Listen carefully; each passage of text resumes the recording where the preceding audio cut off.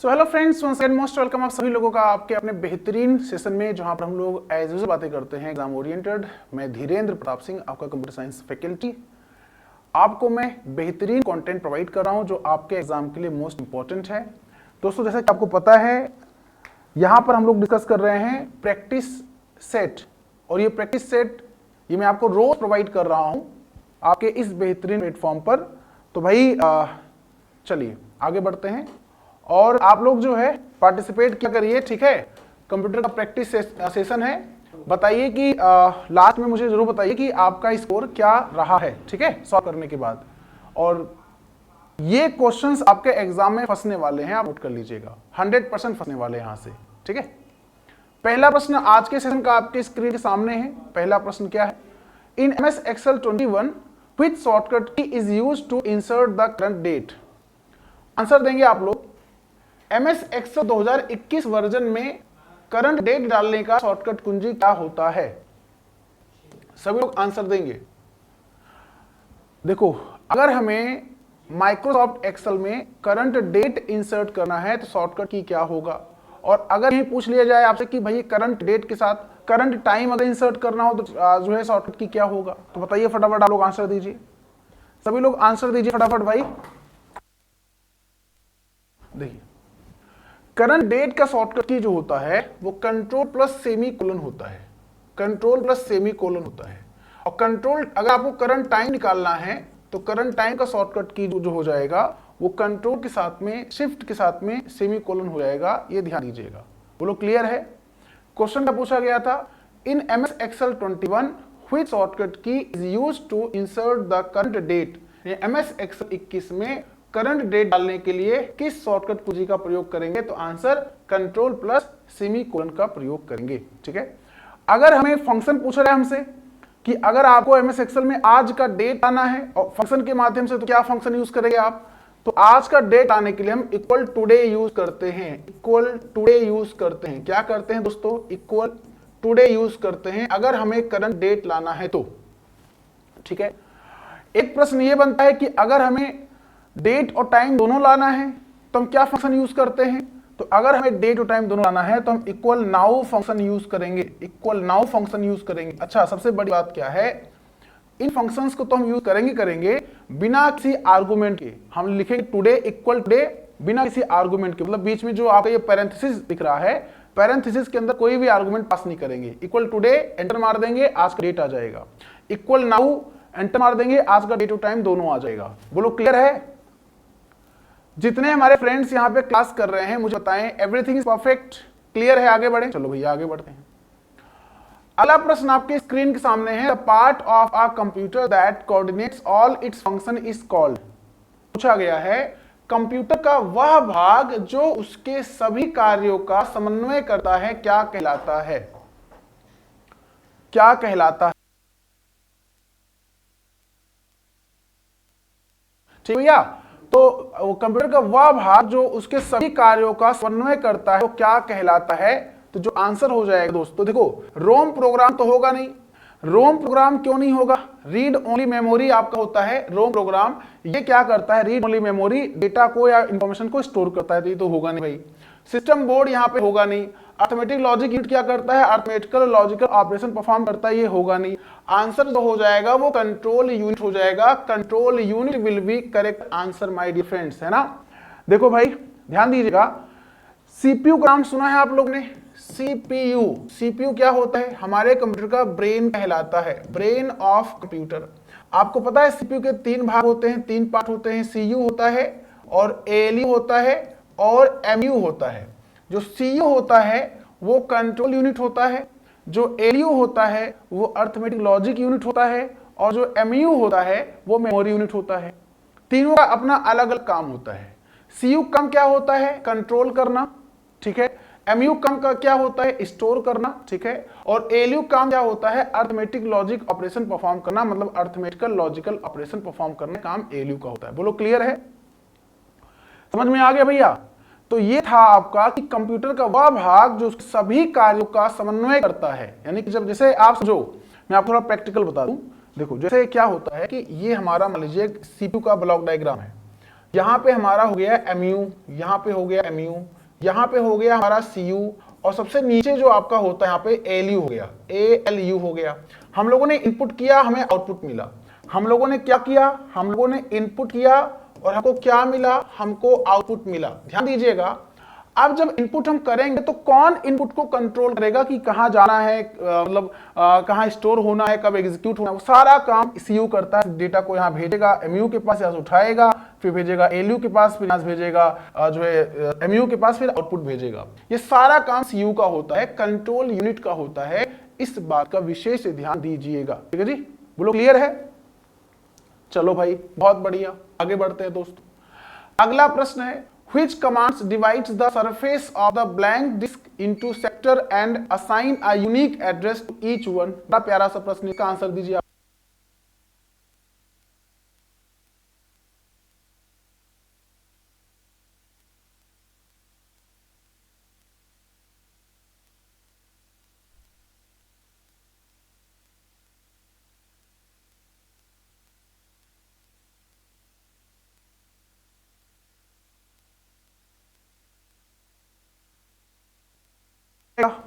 इसका आंसर जो हो जाएगा दोस्तों, वो हमारा फॉर्मेट हो जाएगा। फॉर्मेट क्या होता है आपको पता है?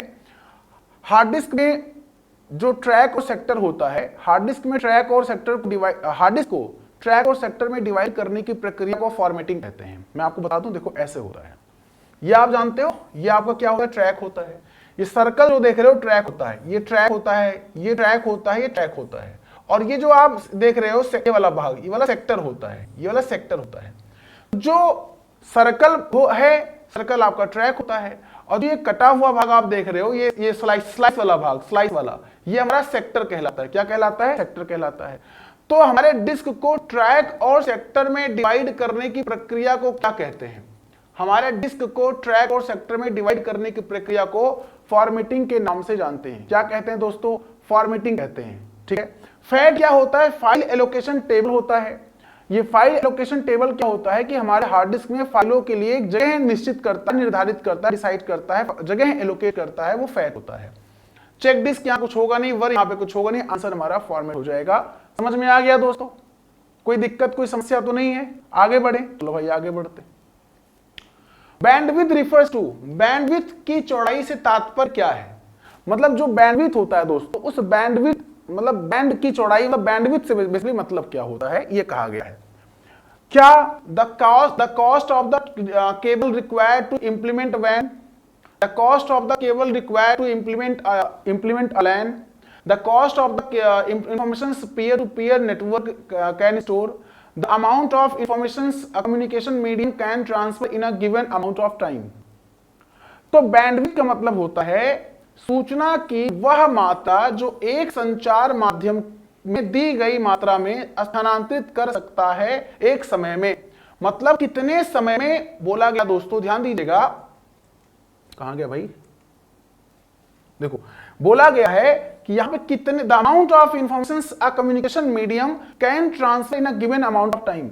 एक पर्टिकुलर अमाउंट ऑफ टाइम में, एक पर्टिकुलर अमाउंट ऑफ टाइम की बात कर रहा है कि उसमें कितना डेटा एक मीडियम पर ट्रांसमिट हो रहा है। जैसे होता नहीं कि मान लीजिए, आप एग्जांपल लेता हूं, मैं आपको समझाता हूं। जैसे कोई रोड है, आप बताओ अगर पतला सड़क है, पतली रोड है, मतलब पतली, तो उसमें कितने लोग जा पाएंगे गाड़ी से? 1-2-3 लोग, मतलब पतली है। अगर वही चौड़ी रोड है तो कई लोग एक समय में जा सकते हैं, कई लोग आ सकते हैं। मतलब जब जगह ज्यादा होता है तो लोग वहां पर काफी लोग मतलब ट्रेवल कर सकते हैं, वही है ना भाई। जब जगह ज्यादा होगा, चौड़ा होगा जगह, तो कई लोग ट्रेवल कर पाएंगे ना। वैसे यहां बात की जा रही है बैंडविड्थ अगर ज्यादा, बैंडविड्थ का मतलब होता है कि अमाउंट ऑफ, जो एक पर्टिकुलर अमाउंट ऑफ टाइम में कितना अमाउंट ऑफ डेटा कम्युनिकेट करेगा, ट्रांसमिट होगा, है ना, संचार मतलब होगा, संचारित होगा। ठीक है। तो आंसर जो हो जाएगा, आंसर आपका D will be correct answer हो जाएगा। कोई दिक्कत तो नहीं है? आगे बढ़े, पक्का ना? चलो भैया आगे बढ़ते हैं। अगला प्रश्न आपके स्क्रीन के सामने है। If the computer keeps rebooting itself it is likely that, question is that, यदि कंप्यूटर खुद को रिबूट करता है तो इसका मतलब क्या है, एक संभावना क्या है?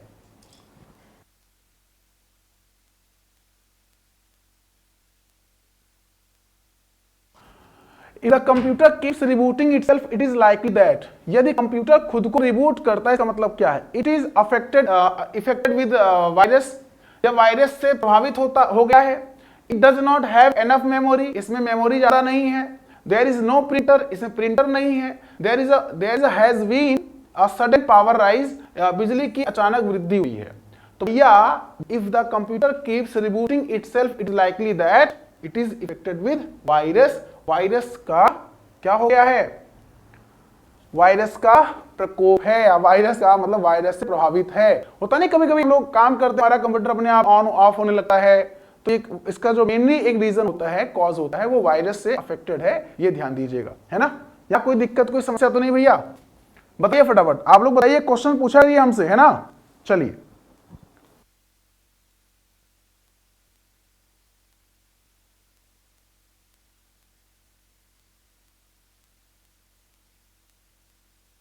प्रश्न आपके स्क्रीन के सामने है दोस्तों. अगला प्रश्न क्या है, ध्यान दीजिएगा. अगला प्रश्न क्या है, कहां गया भाई?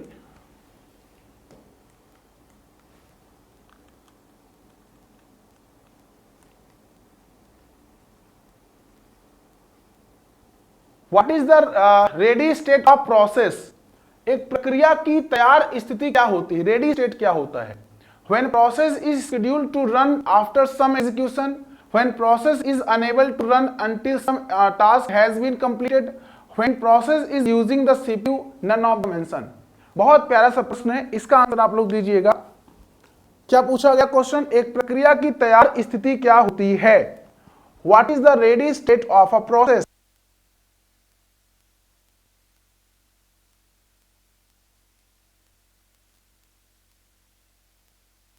देखिए भाई, when process is scheduled to run after some execution, when process is unable to run until some task has been completed, when process is using the CPU.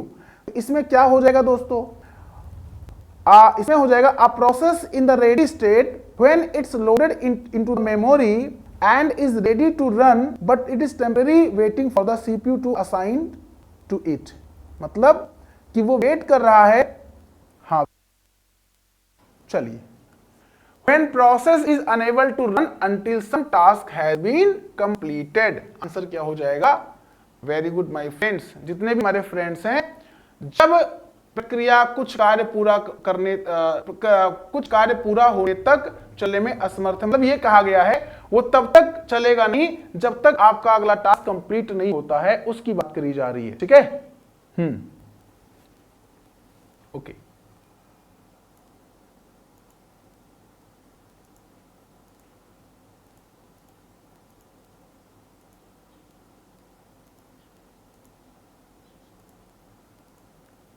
अभी बताइए, वॉइस सही है?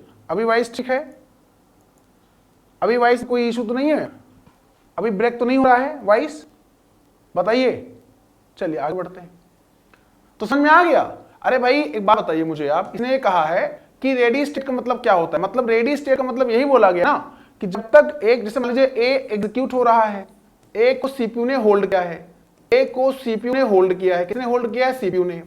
अब बी जो है वेट कर रहा है, तो बी तब तक नहीं रन करेगा जब तक ए का काम कंप्लीट नहीं होता. जब ए फिनिश हो जाएगा तब बी क्या होगा? रन करेगा. तो answer B will be correct answer हो जाएगा. ध्यान दीजिएगा दोस्तों. ठीक है. चलिए अगला प्रश्न है. Which of the following is a component of a web search engine? इनमें से कौन सा वेब सर्च इंजन का क्या है दोस्तों? कंपोनेंट है. कौन सा वेब सर्च इंजन का कंपोनेंट है? इसका आंसर दीजिए आप लोग.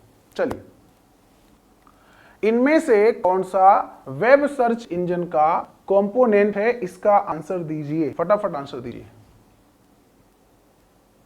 Very good. देखो भाई, मैं आपको जानकारी के बता दूं. देखो, सर्च इंजन जो होता है, जो सर्च इंजन होता है ना, वो क्या होता है? एक वेब बेस्ड टूल होता है जो सर्च इंजन. अच्छा, क्या समझ में नहीं आया बताइए? Sumit ji, I am not getting the, बताइए क्या समझ में नहीं आया? जो आप पूछेंगे दोबारा एक्सप्लेन कर दूंगा मैं. अभी तक 7 क्वेश्चन हुआ है, या मतलब 7वां क्वेश्चन चल रहा है. इन 7 क्वेश्चंस में आपको क्या समझ में नहीं आया? मैं पूछ रहा हूं, आप बताइए, मैं उसको एक्सप्लेन कर दूंगा. अच्छा, क्या पिछला क्वेश्चन आपको समझ में नहीं आया? इसने ये कहा है कि रेडी स्टेट क्या होता है, प्रोसेस का रेडी स्टेट क्या होता है. मैं समझा दूं ऐसे आपको, बहुत बेसिक एग्जांपल लेकर. जैसे आप किसी से प्यार करते हो, है ना, आप किसी कन्या से प्यार करते हो, ठीक है, और उसी कन्या से कोई और प्यार करता है ना, और कन्या को पता है कि दोनों मुझसे प्यार करते हैं। अब आपने कन्या को पकड़ा हुआ है, आपने कन्या को होल्ड किया है, मतलब आप जाने नहीं देना चाहते हो अपने पास से, भाई आप प्यार करते हो, आप उसको छोड़ नहीं रहे हो, लेकिन उस कन्या को पता है कि कोई व्यक्ति और है जो प्यार करता है, तो अगर आप छोड़ देंगे, आपको डर है कि अगर हम छोड़ दें उसके पास चली जाएगी वो, तो आप छोड़ नहीं रहे हो, जब छोड़ोगे नहीं तब वो कहीं जाएगी नहीं, मेरी बात समझे आप, तो जो वेट कर रहा है वेट करता रहेगा वो, है ना, तो तब तक वेट करेगा वो, तब तक वेट करेगा जब तक वो फ्री नहीं हो जाएगी, तब भाई जब फ्री होगी तभी ना जाके मिलेगा, और आप फ्री कर नहीं रहे हो। तो जब कोई प्रोसेस सीपीयू के द्वारा होल्ड किया गया होता है, जब किसी प्रोसेस को सीपीयू ने होल्ड किया है, उसको रिलीज नहीं कर रहा है, तो अगला जो प्रोसेस है वो कैसे एग्जीक्यूट होगा, नहीं होगा। बस वही बताया मैंने आपको, क्या दिक्कत है भैया बताइए, समझिए, समझाया मैंने ना आपको। चलो, अगर इस प्रश्न में दिक्कत है आपको कि if the computer keeps rebooting itself it is likely that, computer अगर रिबूट हो रहा है बार बार, ऑफ ऑन हो रहा है, इसका मतलब वो वायरस से अफेक्टेड है, वायरस से प्रभावित है, वायरस आ गया है, सिंपल सी बात है। क्या नहीं समझ में आया आपको? और आपको ये वाला क्वेश्चन समझ में नहीं आया क्या? बैंडविड्थ का मतलब क्या होता है? बैंडविड्थ का मतलब होता है कितना अमाउंट ऑफ डेटा एक पर्टिकुलर टाइम में ट्रांसमिट होगा, एक साथ कम्युनिकेट होगा, करेगा। तो ये बोला कि the amount of information a communication medium can transfer in a given amount of time, मतलब कि कितना अमाउंट ऑफ डेटा, मतलब कितने मात्रा में डेटा एक पर्टिकुलर टाइम में, एक अमाउंट ऑफ टाइम में एक साथ ट्रांसमिट होता है, वो बैंडविड्थ डिसाइड करता है। बैंडविड्थ, अगर ज्यादा बैंडविड्थ होगा ज्यादा डेटा जाएगा, कम बैंडविड्थ होगा कम डेटा जाएगा। अगर रोड चौड़ा होगा तो काफी लोग एक साथ आएंगे जाएंगे, रोड पतला होगा तो कम लोग जाएंगे आएंगे। बस एग्जांपल है, समझा दिया मैंने आपको। फॉर्मेट करने, हार्ड डिस्क को ट्रैक और सेक्टर में डिवाइड करने की प्रक्रिया को फॉर्मेटिंग कहते हैं, ठीक है। ट्रैक क्या होता है? सर्कल होता है। सेक्टर क्या होता है? जो ये सेगमेंट वाला पार्ट होता है, स्लाइस पार्ट होता है, वो सेक्टर कहलाता है हमारा, है ना। हार्ड डिस्क ट्रैक और सेक्टर से मिलकर बना होता है। The process of dividing a disk into track and sector is known as formatting. Hard disk को ट्रैक और सेक्टर में डिवाइड करने की प्रक्रिया को फॉर्मेटिंग के नाम से जानते हैं। अच्छे से एक्सप्लेन किया मैंने, बताइए क्या चाहिए आपको, है ना। चलिए भाई, अगला प्रश्न आपके स्क्रीन के सामने है, और क्या है अगला प्रश्न, देखते हैं भाई। अगला प्रश्न क्या कह रहा है? अगला प्रश्न कह रहा है, कहां गया भाई, देखो, हाँ, सर्च इंजन का कंपोनेंट कौन सा है? सर्च इंजन का कौन सा कंपोनेंट है, ये कह रहा है वो। सर्च इंजन का कौन सा कंपोनेंट है, ठीक है। अब देखो दोस्तों, इसमें कंपोनेंट जो होते हैं 3 होते हैं। सर्च इंजन होता क्या है? सर्च इंजन एक वेब बेस्ड टूल होता है, वेब बेस्ड टूल होता है, ठीक है, टूल होता है। कितने कंपोनेंट होते हैं इसके? 3 कंपोनेंट होते हैं। एक तो वेब क्रॉलर होता है, एक तो वेब क्रॉलर होता है, एक जो है हमारा क्या होता है, एक हमारा जो है डेटाबेस होता है, एक हमारा डेटाबेस होता है, और एक हमारा यूजर इंटरफेस होता है, एक हमारा यूजर इंटरफेस होता है। तो क्या होता है? वेब क्रॉलर होता है, डेटाबेस होता है, यूजर इंटरफेस होता है। ये दोनों क्या है दोस्तों? ये दोनों जो हैं आपके, ये तीनों क्या हैं आपके? सर्च इंजन के कंपोनेंट्स होते हैं। वेब क्रॉलर को हम एक नाम से जानते हैं, वेब क्रॉलर को हम स्पाइडर के नाम से जानते हैं, वेब क्रॉलर को हम स्पाइडर के नाम से जानते हैं, ठीक है। तो इसमें बोला गया कौन सा कंपोनेंट है, तो वेब क्रॉलर ऑप्शन में है, वेब क्रॉलर कंपोनेंट हो जाएगा वेब इसका जो है सर्च इंजन का, है ना, ठीक है। कोई दिक्कत तो नहीं है? मैं बोल रहा हूं भाई साहब, देखो, ब्राउजर क्या होता है? ब्राउजर ऑप्शन में है। ब्राउजर यूजर को वेब पेज एक्सेस करने के लिए प्लेटफॉर्म प्रोवाइड करता है। जो ब्राउजर होता है वो यूजर को वेब पेजेस एक्सेस करने के लिए प्लेटफॉर्म प्रोवाइड करता है, और जो सर्च इंजन होता है वो यूजर को हेल्प करता है वो इंफॉर्मेशन प्राप्त करने में डेटाबेस में से, ठीक है। तो जैसे आप कुछ सर्च करते हैं तो पहले वो वेब क्रॉलर जो होता है ना, स्पाइडर बोलते हैं इसे, वेब क्रॉलर को ही स्पाइडर बोलते हैं। जब आप सर्च करते हैं तो कहां जाता है वो स्पाइडर जो होता है? वो इंडेक्सिंग एग्जैक्टली क्या होता है? जैसे आप कहीं रेस्टोरेंट में जाते हैं, कुछ ऑर्डर करते हैं, मैं आपको एग्जांपल समझा दूं पहले। आप कहीं रेस्टोरेंट में जाते हो, रेस्टोरेंट में खाने के लिए क्या करते हो? ऑर्डर देते हो। ऑर्डर करने के लिए क्या करते हो? आप पढ़ते हो, उसका पूरा मेनू लिस्ट देखते हो, वहां पे मतलब उसके पास मेनू जो होता है, मेनू कार्ड होता है कि क्या क्या है। अभी आप जो देखोगे ये चीज इसके पास अवेलेबल है तभी तो ऑर्डर करोगे आप। जो चीज उसके पास नहीं होगा वो कहां से ऑर्डर कर पाओगे आप? आपको खाने कुछ मन कर रहा है और उसके उस लिस्ट में नहीं है तो कहां से ऑर्डर कर पाओगे आप? नहीं कर पाओगे। वैसे हम कुछ सर्च करते हैं तो जाता है इंडेक्सिंग, वो जो वेब क्रॉलर होता है वो पूरे इंडेक्सिंग में देखता है, इंडेक्सिंग में ये चीजें हैं कि नहीं, और होता है तो उसको डेटाबेस में से लाके प्राप्त करके यूजर को प्रोवाइड करता है। फेच करके यूजर को प्रोवाइड करता है, ये काम पूरा होता है। यानी हम लोग जो सर्च इंजन यूज करते हैं, search engine Google, Yahoo, Bing, MSN, Baidu, सारे सर्च इंजन है। सर्च इंजन सारे ऐसे ही काम करता है। वेब क्रॉलर, डेटाबेस और यूजर इंटरफेस, तीन वेब इसके पार्ट होते हैं सर्च इंजन के, तीन कंपोनेंट होते हैं। ठीक है, समझ में आपको आ गया होगा। ठीक है, चलिए भैया अगला क्वेश्चन आपके स्क्रीन के सामने है। अगला क्या है, ध्यान दीजिएगा। अगला कह रहा है कि which of the following options of format cells alignments menu used to show contents of a cell from the lower left to upper right direction in MS Excel 7। MS Excel 7 में फॉर्मेट सेल में alignment मेनू के निम्नलिखित में से कौन से विकल्प का उपयोग किसी सेल की सामग्री को, सेल की सामग्री मतलब होता है सेल कंटेंट को, निचले बाएं से ऊपर दाएं दिशा में दिखाने के लिए किया जाता है? डायरेक्शन होता है, ओरिएंटेशन होता है, वर्टिकल डायरेक्शन होता है, हॉरिजॉन्टल डायरेक्शन होता है। आंसर बताइए क्या होगा, बताइए क्या होगा। जितने भी हमारे फ्रेंड्स हैं बताएं मुझे भाई। ठीक है, आवाज मेरी कट रही है क्या? Hello everyone. देखो भाई, मेरे साइड कोई इशू नहीं है, ये ऐप के साइड कोई इशू हो सकता है, हमारे साइड कोई इशू नहीं दोस्तों। इसलिए आप आराम से क्लास करिए, आराम से समझिए आप क्लास को। कोई दिक्कत हो, कोई समस्या हो तो बेहिचक हमसे पूछिए आप। ठीक है, मैं पूरी तरीके से शिद्दत के साथ आपके क्वेश्चंस को मैं रिस्पॉन्स कर रहा हूं, समझाने का प्रयास कर रहा हूं। ठीक है, देखिए फॉर्मेट सेल अलाइनमेंट में मैं आपको बता दूं, जैसे एक्सेल ओपन कर लीजिए आप, और दाएं से बाएं की बात कर रहा है वो, तो एक्सेल ओपन कर लीजिए आप, और एक्सेल जब ओपन कर लेंगे आप तो आप जाएंगे अलाइनमेंट में, होम में अलाइनमेंट होता है। ये देखेंगे आप यहां पे जो है, यहां पे जाएंगे आप अलाइनमेंट में, यहां पे। ठीक है, यहां पे देखेंगे आप, बोला गया है डायरेक्शन, ओरिएंटेशन। देखो यहां पे आप क्या बोला गया क्वेश्चन में, बोला गया है कि आप किसी सेल की सामग्री को निचले बाएं से ऊपर दाएं दिशा में दिखाने के लिए क्या करते हो, मतलब कि show content of a cell from the lower left to upper right direction. मतलब अगर आपको लोअर लेफ्ट क्या बोला गया, लोअर लेफ्ट और अपर राइट, तो आप क्या करोगे, आप ओरिएंटेशन यूज करोगे ना, ये ओरिएंटेशन यूज करोगे आप, ये देखो ये ओरिएंटेशन यूज करोगे आप, ये वाला। ठीक है, तो उसे क्या बोलते हैं, उसे बोलते हैं ओरिएंटेशन। क्या बोलते हैं, इसे बोलते हैं ओरिएंटेशन दोस्तों, है ना। क्या बोलते हैं, इसे बोलते हैं ओरिएंटेशन, है ना। Orientation will be correct answer. ठीक है, क्या हो जाएगा, orientation will be correct answer. बहुत बढ़िया दोस्तों, मजा आ रहा है ना, अच्छा लग रहा है ना, कोई दिक्कत कोई समस्या तो नहीं है भाई? कोई दिक्कत हो, कोई समस्या हो तो बेशक पूछिए हमसे। चलिए अगला प्रश्न है, Which of the following statement is are about changing of mouse properties in Windows 10?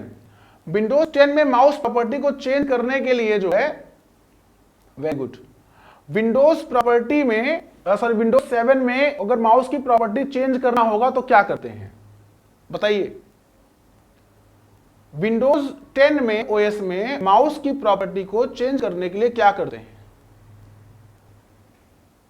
Mouse की प्रॉपर्टी को चेंज करने के लिए क्या करते हैं, आंसर दीजिए आप लोग।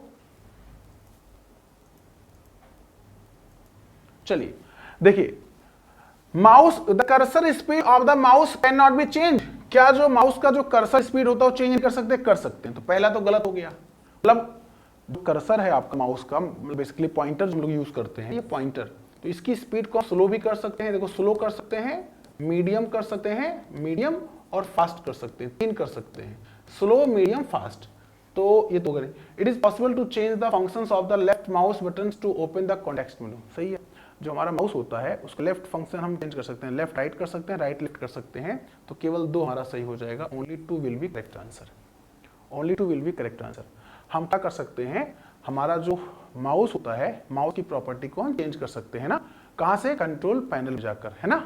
जो कंट्रोल पैनल नाम का आपका एक ऑप्शन होता है, जैसे हमारे फोन में सेटिंग होता है वैसे कंट्रोल पैनल होता है, वहां पर जाकर आप माउस के क्या कर सकते हैं, प्रॉपर्टीज को चेंज कर सकते हैं, लेफ्ट से राइट कर सकते हैं, राइट से लेफ्ट कर सकते हैं। बोलो दिक्कत तो नहीं है? चलो भैया आगे बढ़ते हैं।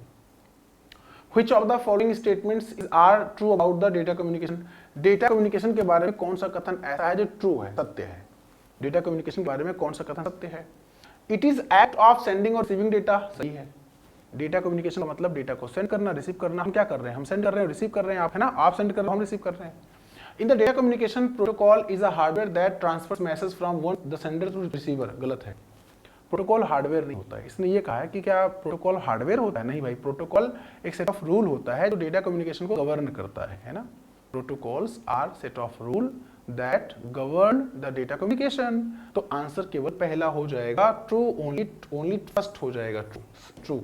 बोला है कौन सा ट्रू है ना, तो जो ट्रू है वो केवल पहला ट्रू है। यहां कोई दिक्कत तो नहीं है? बोलिए, समझ में आ रहा है जो मैं आपको समझा रहा हूं, जो मैं आपको बता रहा हूं दोस्तों? यदि कोई समस्या हो, यदि कोई क्वेश्चन हो, बिल्कुल आप बेहिचक हमसे पूछ सकते हैं, ठीक है? चलिए भाई आगे बढ़ते हैं। Just wait.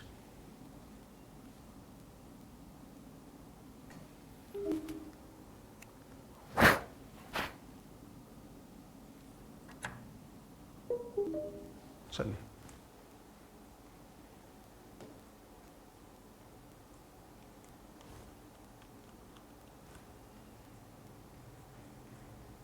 ठीक। Which of the following statement is incorrect about the alignments of text of paragraph in MS Word 7? बोला है कि इसमें जो अलाइनमेंट्स होते हैं, अलाइनमेंट्स के लिए कौन सा कथन ऐसा है जो क्या है दोस्तों, इनकरेक्ट है? इसका आंसर दीजिए आप लोग। अलाइनमेंट्स के लिए कौन सा कथन दोस्तों असत्य है? आंसर दीजिए। अलाइनमेंट्स के लिए कौन सा कथन असत्य है दोस्तों? Control E is used for and centre alignment, सही है। कंट्रोल ई का यूज हम सेंटर अलाइनमेंट के लिए करते हैं, सही है। Control L is used for left alignment, सही है। कंट्रोल एल मतलब लेफ्ट अलाइनमेंट के लिए करते हैं। कंट्रोल आर जो है हमारा वो राइट अलाइनमेंट के लिए होता है, सही है। अब ये वाला गलत है, लेफ्ट के लिए कंट्रोल एल होता है ना कि अल्ट एल होता है ना? कौन सा गलत है? ऑप्शन नंबर डी है दोस्तों, वो गलत है। क्यों गलत है? क्योंकि कहा गया है कि पैराग्राफ में अलाइनमेंट कितने प्रकार के होते हैं। आप बताइए मुझे दोस्तों, अलाइनमेंट कितने प्रकार के होते हैं? तो पैराग्राफ में जो अलाइनमेंट होते हैं वो 4 प्रकार के होते हैं। Left alignment, right alignment, justify, centre, ठीक है? चलिए भाई, which of the following statement is correct about the internet? Internet के बारे में कौन सा कथन दोस्तों सही है? इंटरनेट के बारे में कौन सा कथन सही है? ओके, कोई डाउट, मतलब दिक्कत अभी भी है क्या? आवाज नहीं आ रही क्या मेरी? क्योंकि मैं देखो मेरे साइड से सब कुछ सही है भाई, अब आप चेक करो अपने साइड से, है? चलो देखो, इंटरनेट एक नेटवर्कों का नेटवर्क होता है, वर्ल्ड वाइड वेब जो है बेस पर होता है। लेकिन यहां पर क्या ऑप्शन है देखते हैं। इट इज अ प्राइवेट, देखो पहला ही आंसर इंटरनेट बोला गया। हाँ इंटरनेट, देखो पहला ही ऑप्शन गलत है। अब बोला गया है कौन सा करेक्ट पूछा गया है ना, करेक्ट कौन सा है देखते हैं। प्राइवेट नेटवर्क नहीं होता है, इंटरनेट जो होता है एक पब्लिक नेटवर्क होता है, ना कि प्राइवेट होता है दोस्तों। इंटरनेट जो होता है वो एक पब्लिक नेटवर्क होता है, ना कि प्राइवेट होता है। तो भैया पहला वाला जो ऑप्शन है वो तो गलत हो गया। Internet and world wide web are the same, नहीं ये भी गलत है। इंटरनेट अलग है, वर्ल्ड वाइड वेब अलग है। It is uses the TCP IP protocol, यही सही है। जो इंटरनेट होता है वो टीसीपी आईपी प्रोटोकॉल का प्रयोग करता है। जो इंटरनेट होता है वो क्या करता है? TCP IP. टीसीपी आईपी का मतलब transmission control protocol, internet protocol का प्रयोग करता है, ठीक है? कौन? Internet. It is a collection of web pages that is access through the browsers. Collection of web page तो वेबसाइट कहलाता है ना, जो कलेक्शन ऑफ वेब पेज होता है वेबसाइट कहलाता है। तो आंसर क्या हो जाएगा? C will be correct answer. TCP IP का फुल फॉर्म क्या होता है? टीसीपी आईपी, टीसीपी का full form transmission control protocol, IP का मतलब इंटरनेट प्रोटोकॉल। तो transmission control protocol, internet protocol, ये हमारा टीसीपी आईपी मॉडल होता है। और उसमें जो है हमारा जो इंटरनेट है टीसीपी आईपी मॉडल पर ही काम करता है, ये ध्यान दीजिएगा आप लोग। हमारा इंटरनेट किस पे काम करता है? टीसीपी आईपी मॉडल पर काम करता है। Electronic numerical integrator and computer, ENIAC was the first binary programmable computer based on. जो electronic numerical integrator and computer है, ये किस पर आधारित है? ये किस पर आधारित है? ब्लेस पास्कल कॉन्सेप्ट पर आधारित है, या वॉन न्यूमैन पर आधारित है, चार्ल्स बेबेज पर आधारित है, या ट्यूरिंग मशीन पर आधारित है?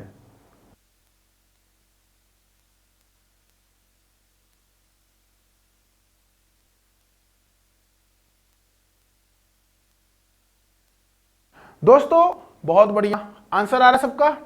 देखो दोस्तों यहां पे जो हो जाएगा वो वॉन न्यूमैन आर्किटेक्चर है। ये हमारा जो ENIAC कंप्यूटर है वो किस पर आधारित है? वॉन न्यूमैन आर्किटेक्चर पर आधारित है। वॉन न्यूमैन मतलब एक साइंटिस्ट हुआ करते थे, उनका नाम है John von Neumann. John von Neumann, उन्होंने क्या किया था? कंप्यूटर के फील्ड में सबसे ज्यादा योगदान किसी का है? जॉन वॉन न्यूमैन का है। यह प्रश्न कई बार पूछा गया है कंप्यूटर के फील्ड में सबसे ज्यादा योगदान किसका है? वो जॉन वॉन न्यूमैन का है। क्यों? इन्होंने स्टोरेज का कॉन्सेप्ट दिया, और साथ साथ इन्होंने कंप्यूटर आर्किटेक्चर, जो हमारा कंप्यूटर आर्किटेक्चर है, कंप्यूटर आर्किटेक्चर का भी कॉन्सेप्ट दिया।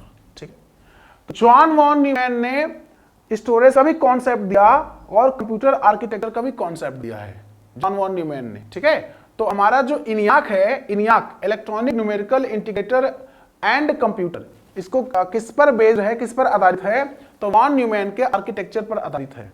ठीक है, इनियाक के फादर कौन है? तो कई बार पूछा गया है इनियाक के फादर कौन है। तो इनियाक के फादर जेपी एकर्ट, नाम उनका है JP Eckert and John Mauchly, JP Eckert and John Mauchly. ENIAC के फादर कौन है? JP Eckert and John Mauchly, है ना। चलिए भाई आगे बढ़ते हैं। ये दुनिया का पहला इलेक्ट्रॉनिक जनरल पर्पस कंप्यूटर था। इनियाक जो था दुनिया का पहला इलेक्ट्रॉनिक जनरल पर्पस कंप्यूटर था, ध्यान दीजिएगा। Which of the following statement is are true about the Python programming language? Python के बारे में कौन सा कथन सही है? पाइथन क्या होता है? एक प्रोग्रामिंग लैंग्वेज होता है, हाई लेवल प्रोग्रामिंग लैंग्वेज है। इट सपोर्ट्स ऊप कॉन्सेप्ट्स, जो पाइथन है क्या ऊप कॉन्सेप्ट्स को सपोर्ट करता है? It is low level programming language, क्या ये लो लेवल प्रोग्रामिंग लैंग्वेज होता है, आधारित होता है? नहीं भाई, जो पाइथन होता है ये हाई लेवल लैंग्वेज पर आधारित होता है, हाई लेवल लैंग्वेज पर आधारित होता है, और ये ऊप्स को फॉलो करता है। ऊप का मतलब होता है ऑब्जेक्ट ओरिएंटेड प्रोग्रामिंग सिस्टम। तो आंसर हमारा हो जाएगा कौन सा ट्रू है ना, कौन सा ट्रू है? तो केवल पहला ट्रू है। देखो ऑप्शन ध्यान दीजिएगा, पहला ऑप्शन नहीं, पहले ऑप्शन में बोला गया केवल 2 ट्रू है, दूसरा ही ट्रू है ना। दूसरे ऑप्शन में ओनली 1 ट्रू है, दूसरे ऑप्शन में क्या है? ओनली 1 ट्रू है। बोलो सही है, कोई दिक्कत नहीं है। चलो आगे बढ़ते हैं। Which of the following is a system software? दिए गए विकल्प में कौन सा सिस्टम सॉफ्टवेयर है? जितने हमारे फ्रेंड क्लास कर रहे हैं सभी लोग पार्टिसिपेट करेंगे, सभी लोग आंसर देंगे। कोई दिक्कत हो, कोई समस्या हो तो बेशक हमसे पूछेंगे, है ना। अगर आपको कुछ समझ में नहीं आ रहा है मान लीजिए तो रिपीट पूछिए हमसे, हम उसको रिपीट कर देंगे। ठीक है, इनमें से कौन सा एक सिस्टम सॉफ्टवेयर है? MS office, adobe reader, web browser, printer driver. दोस्तों MS ऑफिस एक एप्लीकेशन पैकेज होता है, एप्लीकेशन सॉफ्टवेयर तो होगा नहीं। रीडर भी यही होता है, ब्राउजर भी। प्रिंटर ड्राइवर जो होता है एक सिस्टम सॉफ्टवेयर होता है। ड्राइवर क्या करता है? ड्राइवर का काम होता है कि बाहर, जैसे मान लीजिए मेरे पास यहाँ पे माउस है, इस माउस को सिस्टम में अगर हमें यूज करना है तो कैसे यूज करेंगे हम? उसके लिए एक ड्राइवर होगा जो इस डिवाइस को सपोर्ट करेगा चलाने के लिए। तो जो हमारा ड्राइवर होता है, डिवाइस ड्राइवर, वो क्या करता है? अभी नाम लिखा हुआ प्रिंटर ड्राइवर।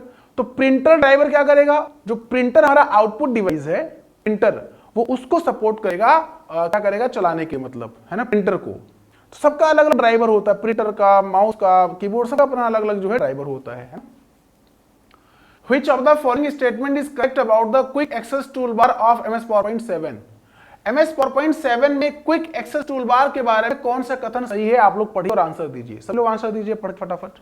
चलिए, जितने हमारे फ्रेंड्स से सभी लोग पढ़ेंगे और आराम से आंसर देंगे। कोई दिक्कत हो, कोई समस्या हो तो हमसे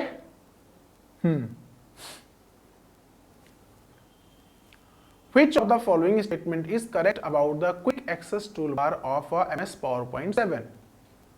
MS PowerPoint 7 के क्विक एक्सेस टूलबार के बारे में कौन सा कथन सही है? देखो मैं बता दूं आपको, the number of command is in it is fixed and can not B change. इसमें जो कमांड की संख्या निश्चित होती है उसे बदला नहीं जा सकता है। अच्छा भाई, by default it contain the open, save and new and slide show commands.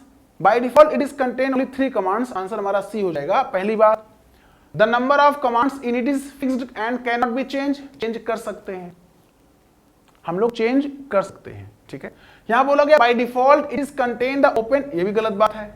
By default 3 command होते हैं, इसे हम QAT बोलते हैं, क्विक एक्सेस टूलबार। इसमें एक सेव होता है, बाय डिफॉल्ट सेव होता है, अंडू होता है और रिड्यू होता है। सेव होता है, अंडू होता है, रिड्यू होता है।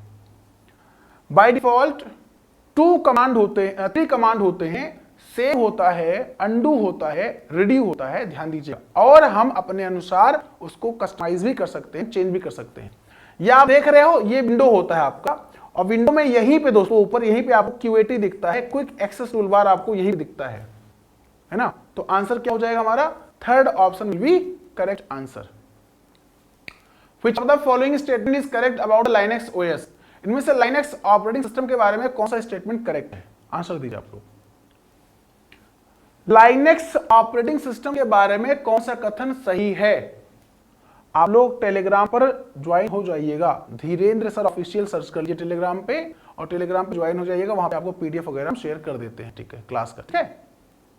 नाम है धीरेन्द्र सर ऑफिशियल टेलीग्राम का, या आप अगर सर्च करना चाहें तो इंस्टाग्राम पे सर्च कर सकते हैं धीरेन्द्र प्रताप सिंह इंस्टाग्राम पे, तो इंस्टाग्राम पे भी आप ज्वाइन कर सकते हैं, मैसेज कर सकते हैं इंस्टाग्राम पे, ठीक है।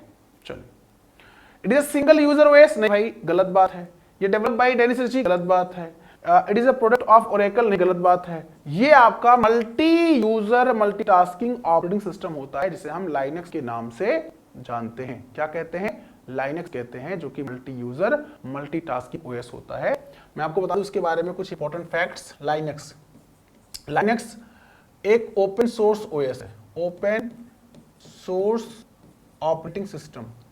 लाइनक्स को लाइनस टोरवाल्ड ने डेवलप किया है, लाइनस टोरवाल्ड ने डेवलप किया है। किसने किया है? लाइनस टोरवाल्ड्स ने डेवलप किया है, ठीक है। लाइनस टोरवाल्ड ने किया है, ओपन सोर्स ओएस है। कब ये डेवलप किया गया था? 1991 में डेवलप किया गया था। किसका क्लोन है? ये क्लोन ऑफ यूनिक्स है, क्लोन ऑफ यूनिक्स है, यूनिक्स ओएस का क्लोन है ना, यूनिक्स ओएस का क्लोन है। हमारा जो लाइनक्स है वो किसका क्लोन है? तो जो यूनिक्स ऑपरेटिंग सिस्टम है उसका क्लोन है। कोई दिक्कत तो नहीं है? चलो आगे बढ़ते हैं। Which of the following statement is correct about output device of a computer? Computer के आउटपुट डिवाइस के बारे में कौन सा कथन सही है? ठीक है भैया। Mouse is an output device, करता ही नहीं। आप तो आंख बंद, कोई भी बच्चा आंख बंद करके आंसर दे सकता सर, इतना आसान क्वेश्चन। चलो आगे देखते हैं। It is used to send data to a computer, ये कंप्यूटर को डेटा सेंड करने के लिए होता है, वो तो इनपुट डिवाइस होता है भाई कंप्यूटर को डेटा सेंड करने के लिए तो इनपुट डिवाइस यूज करते हैं। It converts data into digital form, नहीं भाई ये भी करता है। It converts digital data into human understandable form, answer D हो जाएगा सही। अरे भाई एक बात बताइए, यह डिजिटल डेटा को मानव द्वारा समझने योग्य में परिवर्तित करता है। आप मुझे बताइए हम लोग इनपुट करते हैं इनपुट डिवाइस के माध्यम से, तो कंप्यूटर को समझाने के लिए इनपुट डिवाइस रिस्पॉन्सिबल होता है, वो कन्वर्ट करता है उसके फॉर्म में, बाइनरी के फॉर्म में इनपुट डिवाइस। और जब हमें आउटपुट मिलता है तो आउटपुट डिवाइस के माध्यम से मिलता है। तो आउटपुट डिवाइस किसको मिलता है? आउटपुट किसको मिलता है? यूजर को। इनपुट किसको मिलता है? कंप्यूटर को, प्रोसेसर को। तो प्रोसेसर को इनपुट मिलता है तो प्रोसेसर समझेगा ना। जब प्रोसेसर को हम इनपुट देते हैं तो प्रोसेसर को समझाने के लिए कौन जिम्मेदार है? Input device. और जब प्रोसेसर आउटपुट देगा तो यूजर को मिलेगा आउटपुट, आउटपुट यूजर को समझाने के लिए कौन जिम्मेदार है? मॉनिटर, प्रिंटर, ये सब मतलब है ना आउटपुट डिवाइस।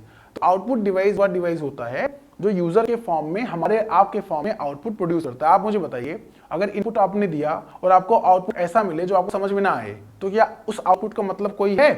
नहीं है ना। मतलब कब है आउटपुट का? जब आपको समझ में आएगा। तो ह्यूमन अंडरस्टैंडेबल फॉर्म में होना चाहिए आउटपुट, ठीक है, कोई दिक्कत तो नहीं है। चलिए बहुत बढ़िया। By default all sent mail stored in the which folder? By default जो मेल भेजते हैं वो सारे मेल किस फोल्डर में स्टोर होते हैं? इसका आंसर आप दीजिएगा। चलिए, हम लोग जो मेल भेजते हैं वो मेल किस फोल्डर में स्टोर होता है, संग्रहित किया जाता है? ट्रैश में, ड्राफ्ट में, सेंट में, इनबॉक्स में। देखो ट्रैश में क्या होता है? डिलीटेड ईमेल होता है, डिलीटेड मेल होता है। ट्रैश में क्या होता है? डिलीटेड मेल होता है। ठीक जी। ड्राफ्ट में क्या होता है? अनसेंट मेल होता है, अनसेंट मेल होता है। क्या होता है? अनसेंट मेल होता है ड्राफ्ट में, ठीक है। सेंट में भेजा गया मेल होता है, तो सेंट ऑप्शन। इनबॉक्स में इनकमिंग रिसीव किया गया मेल होता है, रिसीव किया गया मेल होता है। तो जो आंसर हो जाएगा, बोला गया था भेजा गया मेल, तो हमारा सेंट में होता है। अच्छा, भेजने के लिए कौन सा प्रोटोकॉल जिम्मेदार होता है? भेजने के लिए एसएमटीपी का नाम सुना होगा आप लोगों ने, simple mail transfer protocol, simple mail transfer protocol.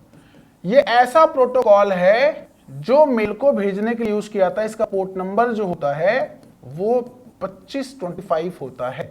और वहीं मेल को रिसीव करने के लिए पीओपी होता है। पीओपी क्या होता है साहब?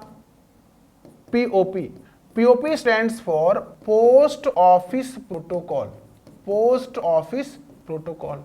क्यों यूज होता है साहब? ये यूज होता है मेल को रिसीव करने के लिए। इसका पोर्ट नंबर क्या होता है? 110 होता है, POP3। तो मेल में भी अलग अलग प्रोटोकॉल यूज होते हैं, आगे में एक्सप्लेन करेंगे आपसे। SMTP, POP, TCP, UDP, HTTP, जो है आपका FTP, है ना, DNS, बहुत सारे प्रोटोकॉल होते हैं। हर प्रोटोकॉल का अपना अलग अलग यूज होता है, उस पर हम चर्चा आपसे आगे करेंगे। Which memory can be directly accessed by the CPU of a computer? Computer के CPU द्वारा किस मेमोरी को सीधे एक्सेस किया जा सकता है? मतलब कौन सी मेमोरी, कंप्यूटर में कौन सी मेमोरी है जो CPU को डायरेक्टली सीधे एक्सेस करती है, CPU को सीधे एक्सेस करती है? उस मेमोरी का नाम बताइए। देखो, मैग्नेटिक टेप ये सेकेंडरी स्टोरेज डिवाइस है, सेकेंडरी स्टोरेज डिवाइस है। Magnetic tape secondary storage device है, तो ये तो होगा नहीं। हार्ड डिस्क भी सेकेंडरी स्टोरेज डिवाइस है। कैश मेमोरी कहां होता है? CPU के करीब होता है। तो CPU के करीब तो रजिस्टर होता है, CPU के क्लोज होता है रजिस्टर, लेकिन रजिस्टर के बाद क्या होता है? कैश मेमोरी होता है। तो अच्छा, कैश मेमोरी होता कहां पर है? तो दोस्तों ये हमारा जो है CPU है, और दोस्तों ये जो हमारा है रैम है, और दोस्तों ये जो हमारा है वो क्या है? कैश मेमोरी है। क्या है? कैश मेमोरी है। यहां से डेटा लिया, आगे भेजा, यहां से लिया, आगे भेजा, तो बीच में कैश मेमोरी यूज हो रहा है। जो कैश मेमोरी होता है वो रैम और CPU के बीच में यूज होता है। कई बार प्रश्न पूछा गया है, where is cache memory placed? Cache memory placed कहां होता है? तो cache memory is placed between CPU and RAM. ठीक है, कोई दिक्कत तो नहीं यहां पे? चलो आगे बढ़ते हैं। Which of the following keyboard shortcut is used to start a slideshow from the first slide? आप बताना है पहली स्लाइड से स्लाइड शो शुरू करने के लिए आप किस शॉर्टकट कुंजी का यूज करोगे। मतलब हम चाहते हैं स्लाइड शो हो, तो स्लाइड शो होने के लिए हम किस शॉर्टकट कुंजी का यूज करेंगे? क्या Alt+F5 का यूज करेंगे, क्या Ctrl+F5 का यूज करेंगे, या Shift+F5 का यूज करेंगे, या केवल F5 का यूज करेंगे? अब बोल क्या रहा है? वो बोल रहा है कि स्लाइड जो होता है फर्स्ट स्लाइड से शो होगा, from the first slide, first slide से शो होगा। मतलब समझो आप, जैसे पढ़ा रहा हूं मैं, अब ये आपका करंट स्लाइड है। जैसे अभी आप किस नंबर पे हो, तो आप मान लीजिए 22 नंबर पे हो, 22 नंबर आपका करंट स्लाइड है। लेकिन आप जाओगे पीछे, जब आपका पहला स्लाइड है, ये आपका पहला स्लाइड है, ये आपका, तो वो ये कह रहा है कि अगर आप 22 नंबर स्लाइड पे हो और आपको अगर जाना है पहले पे स्टार्टिंग से, क्या करोगे? और अगर आपको केवल करंट से शो करना है तो क्या करोगे? तो अगर आपको स्टार्टिंग शो कराना है ना, तो Shift+F5 जो होता है ये हमारा होता है slide show from the first slide. Sorry, ये होता है, ये फर्स्ट स्लाइड से होता है, फर्स्ट स्लाइड से होता है। ठीक है, फर्स्ट स्लाइड से होता है। और जो ये होता है ये आपका करंट स्लाइड से होता है, करंट स्लाइड से होता है। Shift+F5 का प्रयोग क्यों करते हैं? करंट स्लाइड से शो कराने के लिए, करंट स्लाइड से, और केवल F5 का यूज करते हैं फर्स्ट स्लाइड से शो कराने के लिए। ठीक है, पावर पॉइंट में, पावर पॉइंट क्या है? एक प्रेजेंटेशन सॉफ्टवेयर होता है, ये ध्यान दीजिएगा। With respect to the TCP/IP model, what is the full form of UDP? देखो आ गया फुल फॉर्म। TCP/IP मॉडल होता है transmission control protocol internet protocol. TCP/IP model के रिस्पेक्ट में UDP का फुल फॉर्म क्या होता है? तो UDP का full form user datagram protocol कहलाता है। क्या कहलाता है? User datagram protocol. कहां ऑप्शन में है? User datagram protocol will be correct answer. Option C will be correct answer. User datagram protocol आपका आंसर हो जाएगा, ये ध्यान दीजिएगा। ठीक है जी, TCP/IP मॉडल में। अच्छा, अगर पूछे TCP का फुल फॉर्म क्या होता है, तो आंसर हो जाएगा TCP का फुल फॉर्म क्या होता है?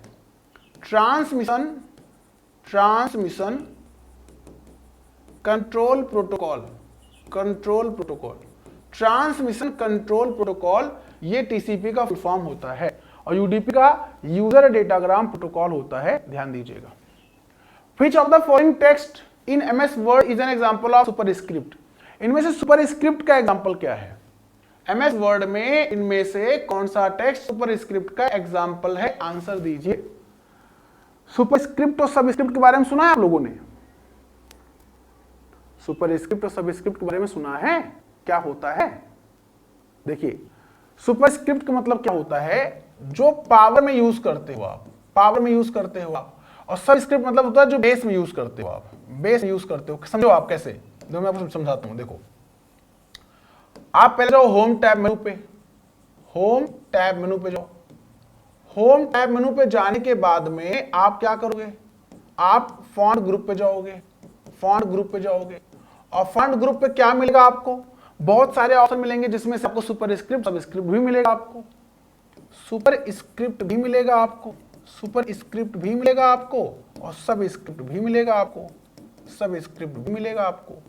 दोस्तों सुपर स्क्रिप्ट शॉर्टकट की कंट्रोल के साथ में, शिफ्ट के साथ में इक्वल होता है प्लस कह सकते हो आप, ठीक है।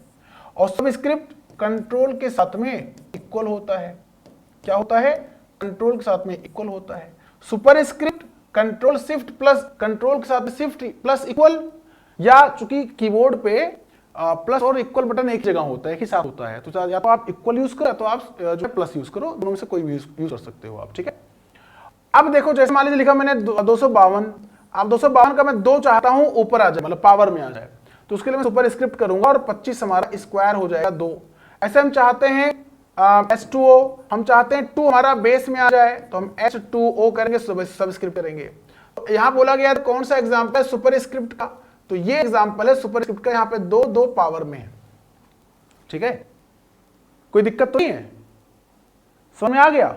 चलो भैया आगे बढ़ते हैं।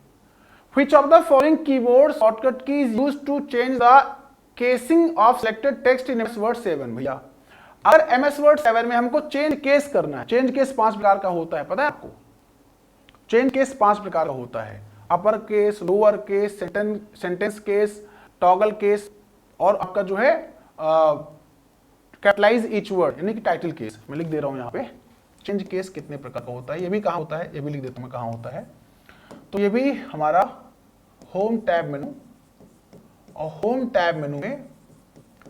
टैब मेनू में फॉन्ट ग्रुप में होता है, होम टैब मेनू में फॉन्ट ग्रुप में होता है, ठीक है।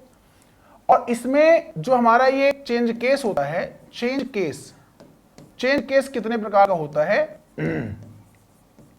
चेंज केस कितने प्रकार का होता है, तो एक तो हमारा होता है अपर केस, ठीक है। एक तो होता है लोअर केस, ठीक है। एक तो होता है ये टॉगल केस, ठीक है। और एक होता है कैपिटलाइज ईच वर्ड, इसी को हम टाइटल केस के नाम से भी जानते हैं, टाइटल केस के नाम से भी जानते हैं। और ये जो होता है sentence case will be correct यहां पे होगा। तो 1 2 3 4 5 ये 5 केस होते हैं, 5 केस होते हैं। अपर केस जो कि पूरा अपर में लिखा जाता है, पूरा अपर में, लोअर केस पूरा लोअर में, टॉगल केस केवल पहला स्मॉल बाकी सारा कैपिटल, इस तरह होता है टॉगल केस, ठीक है। और ये तो ये हमारा कहां मिलता है, होम टैब मेनू के फॉन्ट ग्रुप में। शॉर्टकट की क्या होता है, शिफ्ट के साथ में F3 होता है, मैं मतलब डिटेल बता रहा हूं ना आपको मैं, ताकि अगर कोई समस्या हो तो आराम से आप देखो। जैसे यहाँ पे आप देखो, खुद देखो, ये हमारा फॉन्ट टैब मेनू है। होम टैब मेनू में आप जाओगे, कहाँ गया अच्छा उसमें ये हमारा होम टैब मेनू है, और होम टैब मेनू में फॉन्ट ग्रुप है। फॉन्ट ग्रुप में कोई चेंज केस आपको दिख जाएगा यहाँ पे, कहाँ ये देखो चेंज केस, ये sentence case, lower case, upper case, capitalise each word, toggle case, देखो है ना। Sentence case, upper case, lower case, capitalise each word, capitalise each word को हम टाइटल केस कहते हैं, और टॉगल केस, ठीक है। चलो भैया बहुत बढ़िया, आगे बढ़ते हैं। Which of the following statement is incorrect in the forwarding an email? Email को जब हम फॉरवर्ड करते हैं तो कौन सा स्टेटमेंट गलत है? जब ईमेल को हम फॉरवर्ड करते हैं तो कौन सा स्टेटमेंट गलत है? जब ईमेल को हम फॉरवर्ड करते हैं तो कौन सा स्टेटमेंट ऐसा है जो गलत है? आंसर दीजिए। ईमेल को फॉरवर्ड करने के लिए स्टेटमेंट गलत कौन सा है? अग्रेसित ईमेल संदेश में नया संदेश नहीं जोड़ सकता है। New message can not be add, गलत बात है। एन ईमेल, कौन सा स्टेटमेंट गलत? अच्छा, an email may be forwarded either manually or automatically, ठीक है। An email can be forwarded to many person, ठीक है। Besides the original attached files, some new files may be also attached the forward, ठीक है। New message cannot be added to forwarded email message, अग्रेसित email संदेश में नया संदेश नहीं जोड़ा जा सकता है। बोला गया है कि incorrect for the forwarding an email, नहीं कर सकते हैं, जोड़ सकते हैं फॉरवर्डिंग ईमेल। अच्छा, हम अगर फॉरवर्ड कर रहे हैं ईमेल तो हम उसमें जोड़ सकते हैं, ऐसा नहीं है। अगर हम किसी को ईमेल फॉरवर्ड कर रहे हैं, है ना, तो जोड़ा जा सकता है ना, ये तो बोला गया है। तो मान लीजिए हम लोग ईमेल, एक बार रुकिए, ईमेल अगर हम कोई किसी को, मान लीजिए मेरे पास ईमेल आया है, ठीक है, मैं फॉरवर्ड करना चाह रहा हूँ, क्या करना चाह रहा हूँ, फॉरवर्ड। तो फॉरवर्ड करने के लिए, हाँ बिल्कुल सही है, कोई दिक्कत नहीं है, जोड़ सकते हैं आप, तो जोड़ ही सकते हैं ना, रिप्लाई भी जोड़ सकते हैं आप, फॉरवर्ड भी जोड़ सकते हैं आप, कोई दिक्कत नहीं है, ठीक है, आराम से जोड़ सकते हैं आप।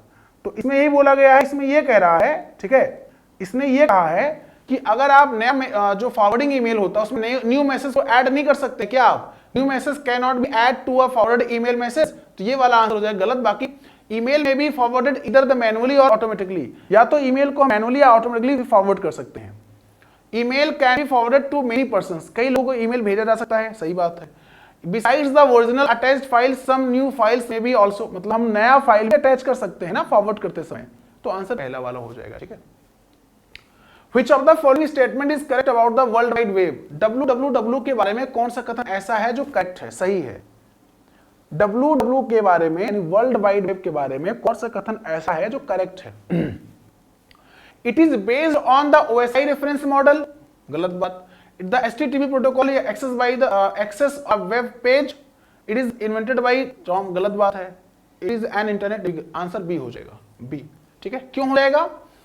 बोला गया है कि HTTP प्रोटोकॉल एक वेब पेज तक पहुंचने के लिए प्रोटोकॉल होता है, मतलब कि जो हमारा देखो समझो, इंटरनेट अलग है, www अलग है। इंटरनेट जो प्रोटोकॉल है वो क्या है? तो इंटरनेट का प्रोटोकॉल है TCP/IP, ठीक है। और जो www है ना, इसका जो प्रोटोकॉल है वो है HTTP या HTTPS भी कह सकते हो आप, HTTPS भी कह सकते हो आप, ठीक है, ये भी कह सकते हो आप।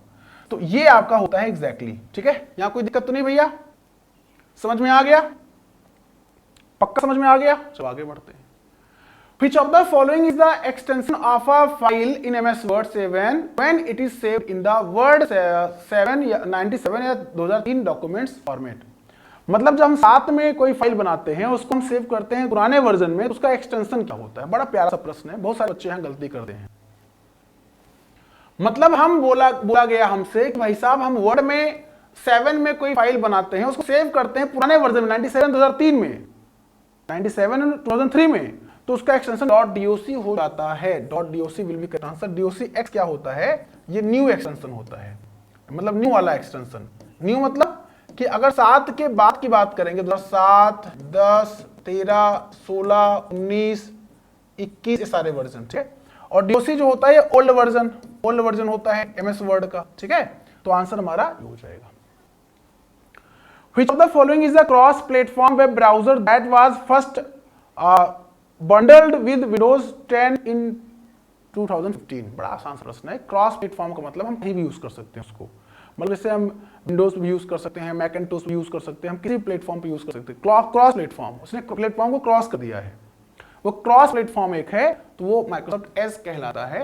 और इसी का ओल्ड नेम जो था, मतलब ओल्ड नेम जो था इसका क्या था? इंटरनेट एक्सप्लोरर, ठीक है। ये 2015 में आया था, 10 जनवरी 2015 में आया था, विंडोज 10 के साथ ही आया था, विंडोज 10 के साथ ही आया था, विंडोज 10 के साथ में आया था, और ये एज होता है, ठीक है। इसका नाम क्या है? Microsoft Edge. Which of the following keyboard shortcut key in use to insert a duplicate slide in MS PowerPoint 7? MS PowerPoint 7 में अगर मैं डुप्लीकेट स्लाइड करना है तो क्या करेंगे? डुप्लीकेट के लिए हम क्या करते हैं? कंट्रोल डी यूज करते हैं शॉर्टकट की, नहीं तो हम राइट क्लिक करते हैं उस स्लाइड पे और डुप्लीकेट कर लेते हैं आराम से, ठीक है जी, very good. Which of the following is the keyboard shortcut key to open a document in MS Word 7? अगर हमें नया डॉक्यूमेंट ओपन करना है तो हम क्या शॉर्टकट की यूज करेंगे? तो हमें अगर नया डॉक्यूमेंट ओपन करना है तो हम कंट्रोल ओ का प्रयोग करेंगे, ये ध्यान दीजिएगा। क्या यूज करेंगे? कंट्रोल ओ का प्रयोग करेंगे, ठीक है जी। चलो अब मैं काम करता हूं, इसके आगे भी डिस्कस करता हूं, लेकिन आप लोग बने रहिए हमारे साथ। थोड़ा मैं पानी पी लूं, क्योंकि लगातार क्लास चलने वाला है। ये एक लंबी क्लास होने वाली है, एक बेहतरीन क्लास होने वाली है आपके एग्जाम के लिए, ठीक है, बेहतरीन अमेजिंग क्लास। तो बने रहिए दोस्तों हमारे साथ। अभी जाना, मैं पानी थोड़ा पी लूं, फिर आता इसके आगे मैं कंटिन्यू करता हूं सेशन को, ठीक है। ओके, कोई दिक्कत तो नहीं भैया? चलिए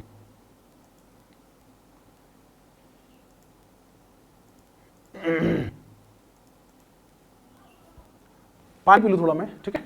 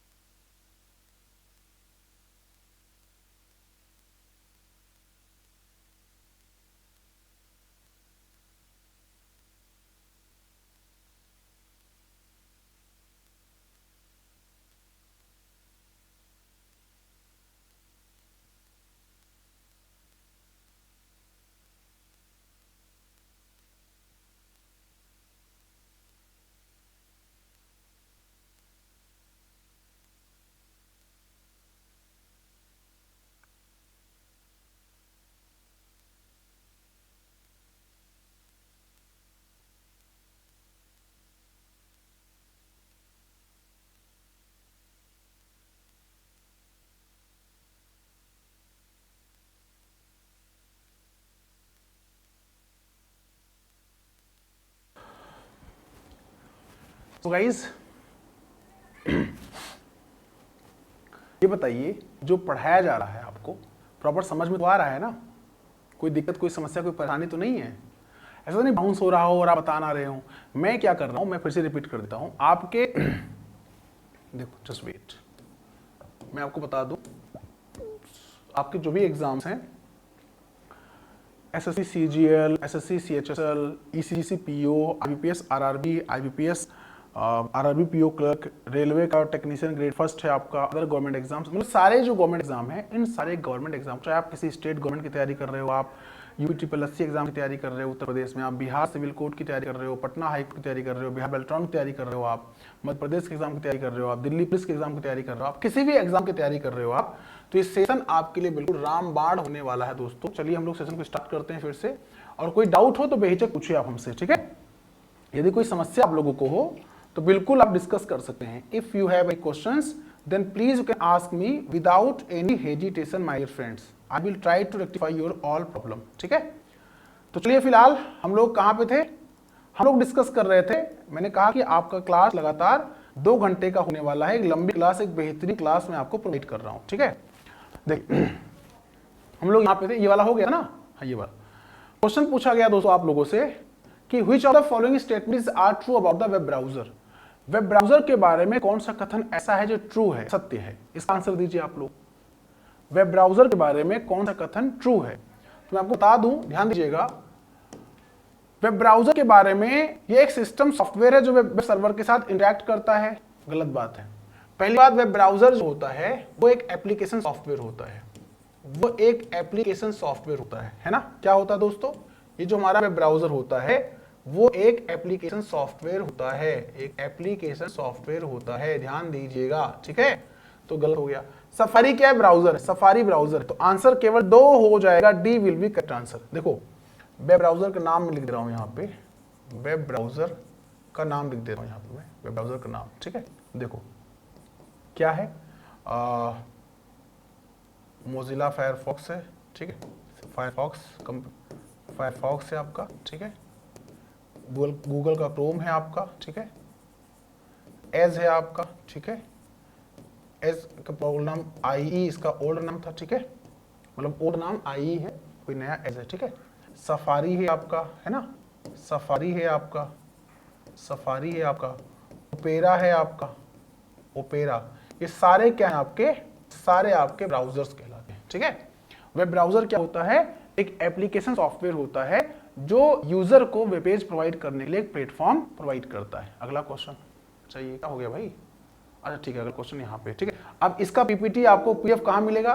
इसका PDF आपको जो है हमारे मतलब टेलीग्राम जो है दोस्तों वहां पे आपको मिल जाएगा आराम से, ठीक है? अब यहाँ से स्टार्ट करते हैं लोग, यहाँ से स्टार्ट करते हैं, ठीक है? वो हो गया, ठीक है? वो 31 क्वेश्चन उधर था, बाकी इधर क्वेश्चन है, ठीक है? 31st क्वेश्चन वहां था और उसके आगे क्वेश्चंस यहाँ पे डिस्कस कर रहा हूं मैं। Computer works on number system. हमारा जो कंप्यूटर है दोस्तों वो किस नंबर सिस्टम पर काम करता है? बाइनरी पर, ऑक्टल पर, डेसिमल पर, हेक्साडेसिमल पर? तो बहुत आसान सा प्रश्न है, क्या बात करें सर, आप तो बहुत आसान क्वेश्चन लेकर आ गए। चलो कोई नहीं, आसान भी चाहिए, है ना? तो हमारा जो कंप्यूटर दोस्तों है वो बाइनरी पे काम करता है, 0 और 1 पर काम करता है, ठीक है? बाइनरी नंबर सिस्टम पे काम करता है हमारा प्यारा सा कंप्यूटर। क्यों हम लोग कहते नहीं है कंप्यूटर एक इलेक्ट्रॉनिक डिवाइस है जो 0 1 पर काम करता है। अच्छा, ये पहली बार बाइनरी कब यूज किया गया पता है आपको? तो आपने सुना, आपको मतलब मैंने पढ़ाया होगा, पेड क्लास में पढ़ाया होगा, क्या पढ़ाया है? एनालिटिकल इंजन का नाम सुना होगा आप लोगों ने। ये एनालिटिकल इंजन जो पहली बार चार्ल्स बेबेज ने डेवलप किया था और ये मशीन सक्सेस हुआ था। एनालिटिकल इंजन जो है ये पहली बार चार्ल्स बेबेज ने इसको डेवलप किया था, मतलब सक्सेस हुआ था, और इसी में पहली बार बाइनरी कोड यूज किया गया था, है ना? और किसने किया था पता है? तो उसका नाम था लेडी अडागासा, जो दुनिया की पहली प्रोग्रामर कहते हैं उन्हें हम लोग। क्या कहते हैं? दुनिया की पहली प्रोग्रामर के नाम से जानते हैं, ध्यान दीजिएगा, ठीक है?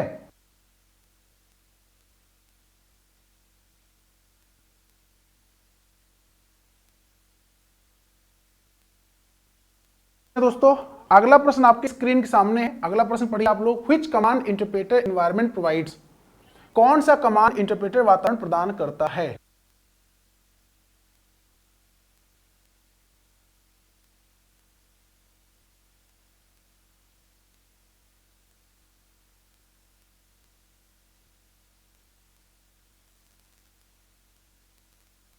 कौन सा कमांड इंटरप्रेटर वातावरण प्रदान करता है? किसे कहते हैं इंटरप्रेटर? आपको तो जो सेल होता है वो सेल कहलाता है इंटरप्रेटर। ये आपका जो होता है सेल है ना, सेल को क्या कहते हैं?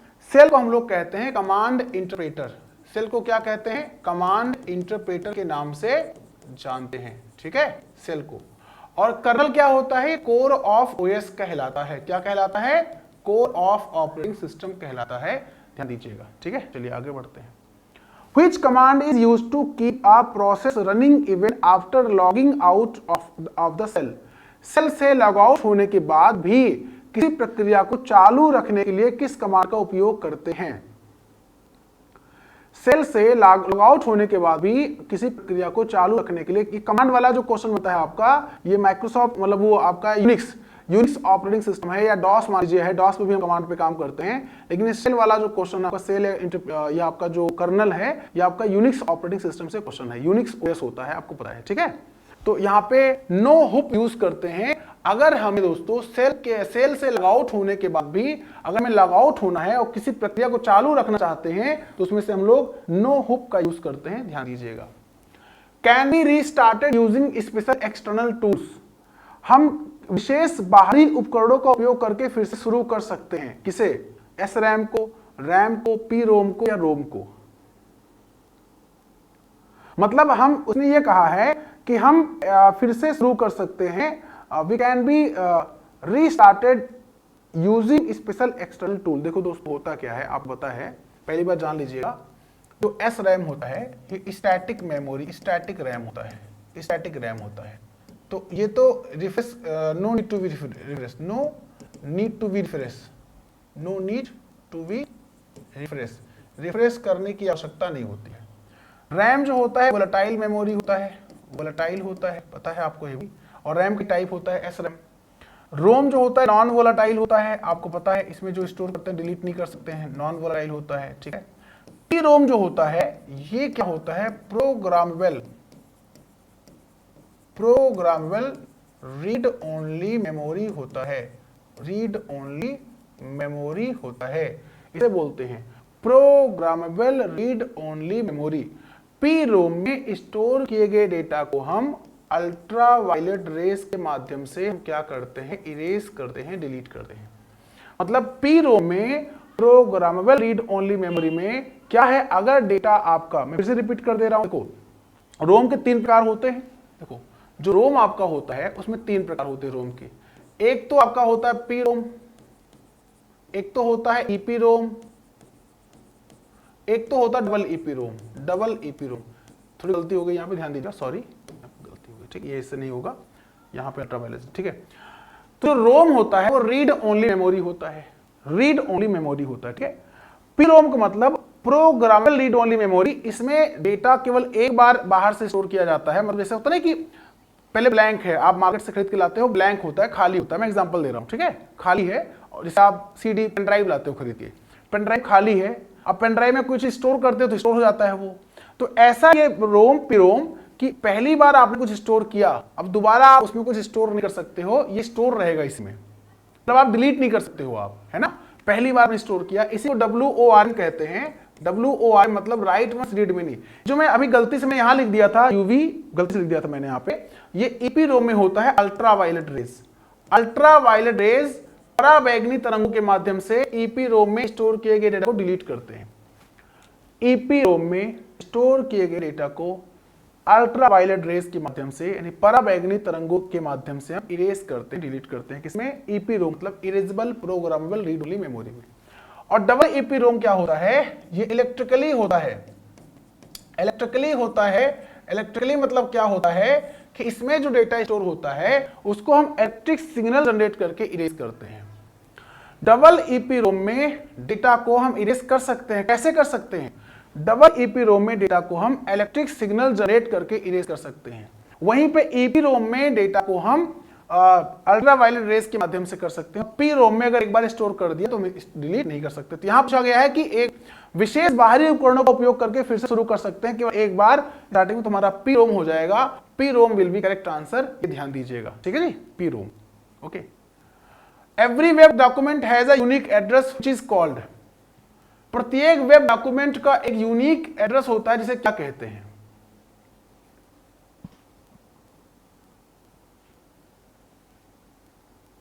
चलिए बिल्कुल मैं बता दूंगा, बोल दूंगा, डोंट वरी, मैं आगे मैसेज पास कर दूंगा, ठीक है, वेरी गुड।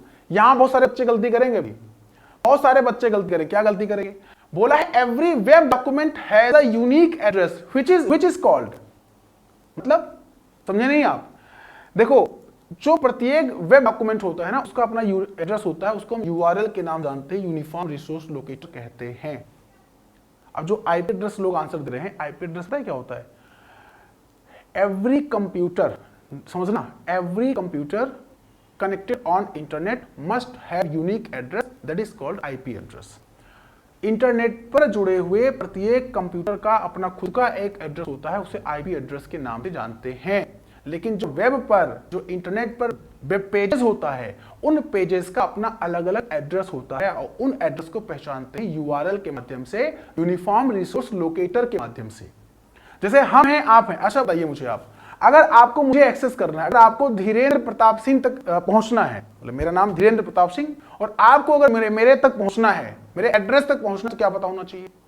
मेरे तक पहुंचना है तो आपको कंप्लीट मेरा एड्रेस पता होना चाहिए, कंप्लीट एड्रेस, जिससे आप उस एड्रेस पर आकर मुझसे मिल सकते हैं, मुझसे मुलाकात कर सकते हैं आप, ठीक है? वैसे ही किसी वेब पर हमको वेब पेज को एक्सेस करना है, तो वेब पेज को एक्सेस कर पाएंगे, उसके एड्रेस, उसका एड्रेस यूआरएल एड्रेस होता है, यूनिफॉर्म रिसोर्स लोकेटर कहलाता है। इसी को यूआरआई, यूनिफॉर्म रिसोर्स आइडेंटिफायर के नाम से जानते हैं। मैं आपको समझा देता हूं, देखो, जैसे ऐसे लिखते हैं ना, HTTPS, मैं लिखता हूं, ठीक है, https://www.xyz.com, ठीक है, /aspx.in, ऐसे। तो जो पूरा कंप्लीट है ना, ये कंप्लीट क्या है? डोमेन नेम है। ये कंप्लीट क्या है पता है? ये कंप्लीट आपका डोमेन नेम है, ये कंप्लीट डोमेन नेम है। ये कंप्लीट मतलब डोमेन नेम क्या मतलब? यूआरएल बोलते हैं बेसिकली, हम कंप्लीट को बोलते हैं यूआरएल, डोमेन नेम नहीं बोलते हैं। इस कंप्लीट को हम बोल देते हैं यूआरएल है, यूआरएल है, ठीक है। ये कंप्लीट क्या है? कंप्लीट जो है यूआरएल है। ये जो आपका यहां पर है, ये डोमेन नेम है। ये जो भाई साहब है आपका, ये जो आपका है डोमेन नेम है। और जो ये आपका है एक्सटेंशन, इसे बोलते हैं एक्सटेंशन नेम बोलते हैं, एक्सटेंशन नेम बोलते हैं, या इसी को हम टीएलडी के नाम से जानते हैं। सॉरी, इसे एक्सटेंशन नेम नहीं बोलते हैं, ये हमारा एक्सटेंशन नेम होता है। यहाँ पे टीएलडी ये वाला होता है, .com जो होता है ये टीएलडी होता है, टॉप लेवल डोमेन बोलते हैं। और ये हमारा जो होता है, ये हमारा फाइनली मतलब पाथ वाला होता है, एड्रेस पाथ का, जहाँ पे हम पहुंचते हैं, ठीक है। ये तो पूरा यूआरएल का कंप्लीट एड्रेस होता है, यूनिफॉर्म रिसोर्स लोकेटर। यानी ये हमारा जो आप यहाँ पे देख रहे हैं, आप यहाँ पे देख रहे हैं, इसे हम प्रोटोकॉल बोलते हैं। इसे क्या बोलते हैं हम लोग? प्रोटोकॉल के नाम से जानते हैं, प्रोटोकॉल के नाम से जानते हैं। ये हमारा क्या होता है? प्रोटोकॉल कहलाता है, प्रोटोकॉल कहलाता है, ठीक है।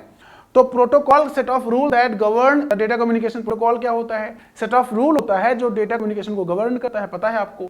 तो https://www.xyz.com ये पूरा कंप्लीट वेबसाइट है, लेकिन कंप्लीट अगर आप लिखेंगे तो यूआरएल एड्रेस हो जाएगा। यानी आपको यहां तक पहुंचना है, यहां तक पहुंचने के आपको यहां से चलना पड़ेगा और यहां तक आके तब आप यहां पहुंच पाएंगे, है ना। तो इसी को बोल देते हैं यूनिफॉर्म रिसोर्स लोकेटर, है ना। और www.xyz.com डोमेन नेम है, और .com जिसमें है वो टीएलडी टॉप लेवल डोमेन है। .com क्या है? टॉप लेवल डोमेन है, ठीक है। कोई दिक्कत तो नहीं है, समझ में आ गया होगा अच्छे से, ठीक है। चलिए, which of the following is not a tool for instant messaging. इनमें से किस टूल का प्रयोग करके हम इंस्टेंट मतलब त्वरित मैसेज नहीं कर सकते हैं? इंस्टेंट का मतलब होता है त्वरित, त्वरित, है ना। क्या होता है इसका मतलब? होता है त्वरित, त्वरित, त्वरित हम मैसेज नहीं कर सकते हैं। इनमें से कौन इंस्टेंट मैसेजिंग के लिए उपकरण नहीं है? देखो भाई साहब, विकिपीडिया एक सोर्स, विकिपीडिया एक ऐसा प्लेटफॉर्म होता है जहां पे हम क्या करते हैं, कोई आर्टिकल पब्लिश करते हैं, कोई आर्टिकल हम रीड करते हैं, एडिट करते हैं, कोई आर्टिकल की बात कर रहा हूं, ठीक है। तो ये विकिपीडिया एक इंसाइक्लोपीडिया होता है, ना कि कोई इंस्टेंट मैसेजिंग ऐप होता। बल्कि व्हाट्सएप क्या है? व्हाट्सएप एक इंस्टेंट मैसेजिंग ऐप है। स्काइप क्या है? स्काइप भी आपका एक इंस्टेंट मैसेजिंग ऐप है। याहू मैसेंजर क्या है? आपका इंस्टेंट मैसेजिंग ऐप है। आपका टेलीग्राम क्या है? इंस्टेंट मैसेजिंग ऐप है। इंस्टाग्राम क्या है? इंस्टेंट मैसेजिंग ऐप है। ये सारे होते हैं, तो ध्यान दीजिएगा। Which of the following is responsible for the searching and loading the operating system from RAM? RAM में OS को कौन सर्च करने के लिए जिम्मेदार होता है? आंसर बताइए। RAM मतलब random access memory. Random access memory में आपको बताना है, क्या बताना है साहब? आपको यह बताना है कौन ऐसा है जो क्या करता है, क्या करता है बताइए। वेरी गुड, बहुत बढ़िया। मुझे लगता है प्रॉपर तरीके से आप मुझे, मेरी आवाज आप तक जा रही ना, क्लास वगैरह आप मुझे सुन पा रहे हैं? कोई दिक्कत कोई समस्या हो तो आप बिल्कुल पूछ सकते हैं, ठीक है। चलिए देखिए, तो यहां पे जो आपका हो जाएगा दोस्तों, क्या हो जाएगा? Boot strap loader. आपने सुना बूट स्ट्रैप लोडर क्या करता है? ओएस को लोड कराने की रिस्पॉन्सिबिलिटी होती है, वो हमारा बूट स्ट्रैप लोडर होता है। आपको पता है बूटिंग क्या होता है? जब सिस्टम को हम ऑन करते हैं तो हमारा सिस्टम बूट करता है। Booting is the process of loading an operating system from hard disk to RAM या from secondary memory to primary memory. Operating system का हार्ड डिस्क से रैम पर या सेकेंडरी मेमोरी से प्राइमरी मेमोरी पर load होना ही बूटिंग कहलाता है, ठीक है। In which of the following network topologies failure of one node can disrupt the entire network? निम्नलिखित में से कौन सी नेटवर्क टोपोलॉजी है जो एक नोड की असफलता पूरे नेटवर्क को अस्त व्यस्त कर सकता है? मतलब एक नोड फेल हुआ तो पूरा नोड फेल हो जाएगा। आंसर बताइए। देखो, ये हमारा जो होता है बस टोपोलॉजी ऐसे होता है। बस टोपोलॉजी जो होता है वो कुछ ऐसे होता है। बस टोपोलॉजी कुछ ऐसे होता है, ठीक है। और इसमें ये हमारा जो मेन होता है केबल, ये बैकबोन कहलाता है। बैकबोन ऑफ केबल कहलाता है। Backbone of cable, backbone of cable या backbone of node, backbone of node, backbone of topology कह सकते हो आप। Backbone of topology, backbone of topology कहलाता है। अगर ये ब्रेक हो गया, कहीं ब्रेक हो गया, कहीं भी ब्रेक हो गया दोस्तों, तो क्या होगा? तो आपका जो डेटा ट्रांसमिशन है वो हो नहीं पाएगा। तो आंसर बस हो जाएगा। कहीं आपको रिंग भी दिखेगा, बट रिंग में ऐसा नहीं होता है। कहीं आप रिंग देखो, रिंग में होता क्या है ना, मैं बता दूं। रिंग में कुछ बच्चे, कुछ लोग जानते हैं, कुछ लोग बताते भी हैं, समझा दूं मैं आपको। देखो रिंग जैसे ये है, रिंग में क्या होता है, जैसे रिंग टोपोलॉजी है, ठीक है। और डेटा ऐसे जा रहा है, फिर ऐसे जा रहा है, ऐसे जा रहा है, ऐसे जा रहा है। अगर मान लीजिए कहीं ब्रेक होता है और डेटा का ट्रांसमिशन क्लॉकवाइज हो रहा है, मान लीजिए ये डेटा का जो ट्रांसमिशन है, ध्यान दीजिएगा, डेटा का जो ट्रांसमिशन है वो क्लॉकवाइज है, क्लॉकवाइज, ठीक है। और यहाँ पे कहीं ब्रेक हो गया तो उसका ऐसे ही चेंज हो जाएगा और एंटी क्लॉकवाइज हो जाएगा। क्या हो जाएगा?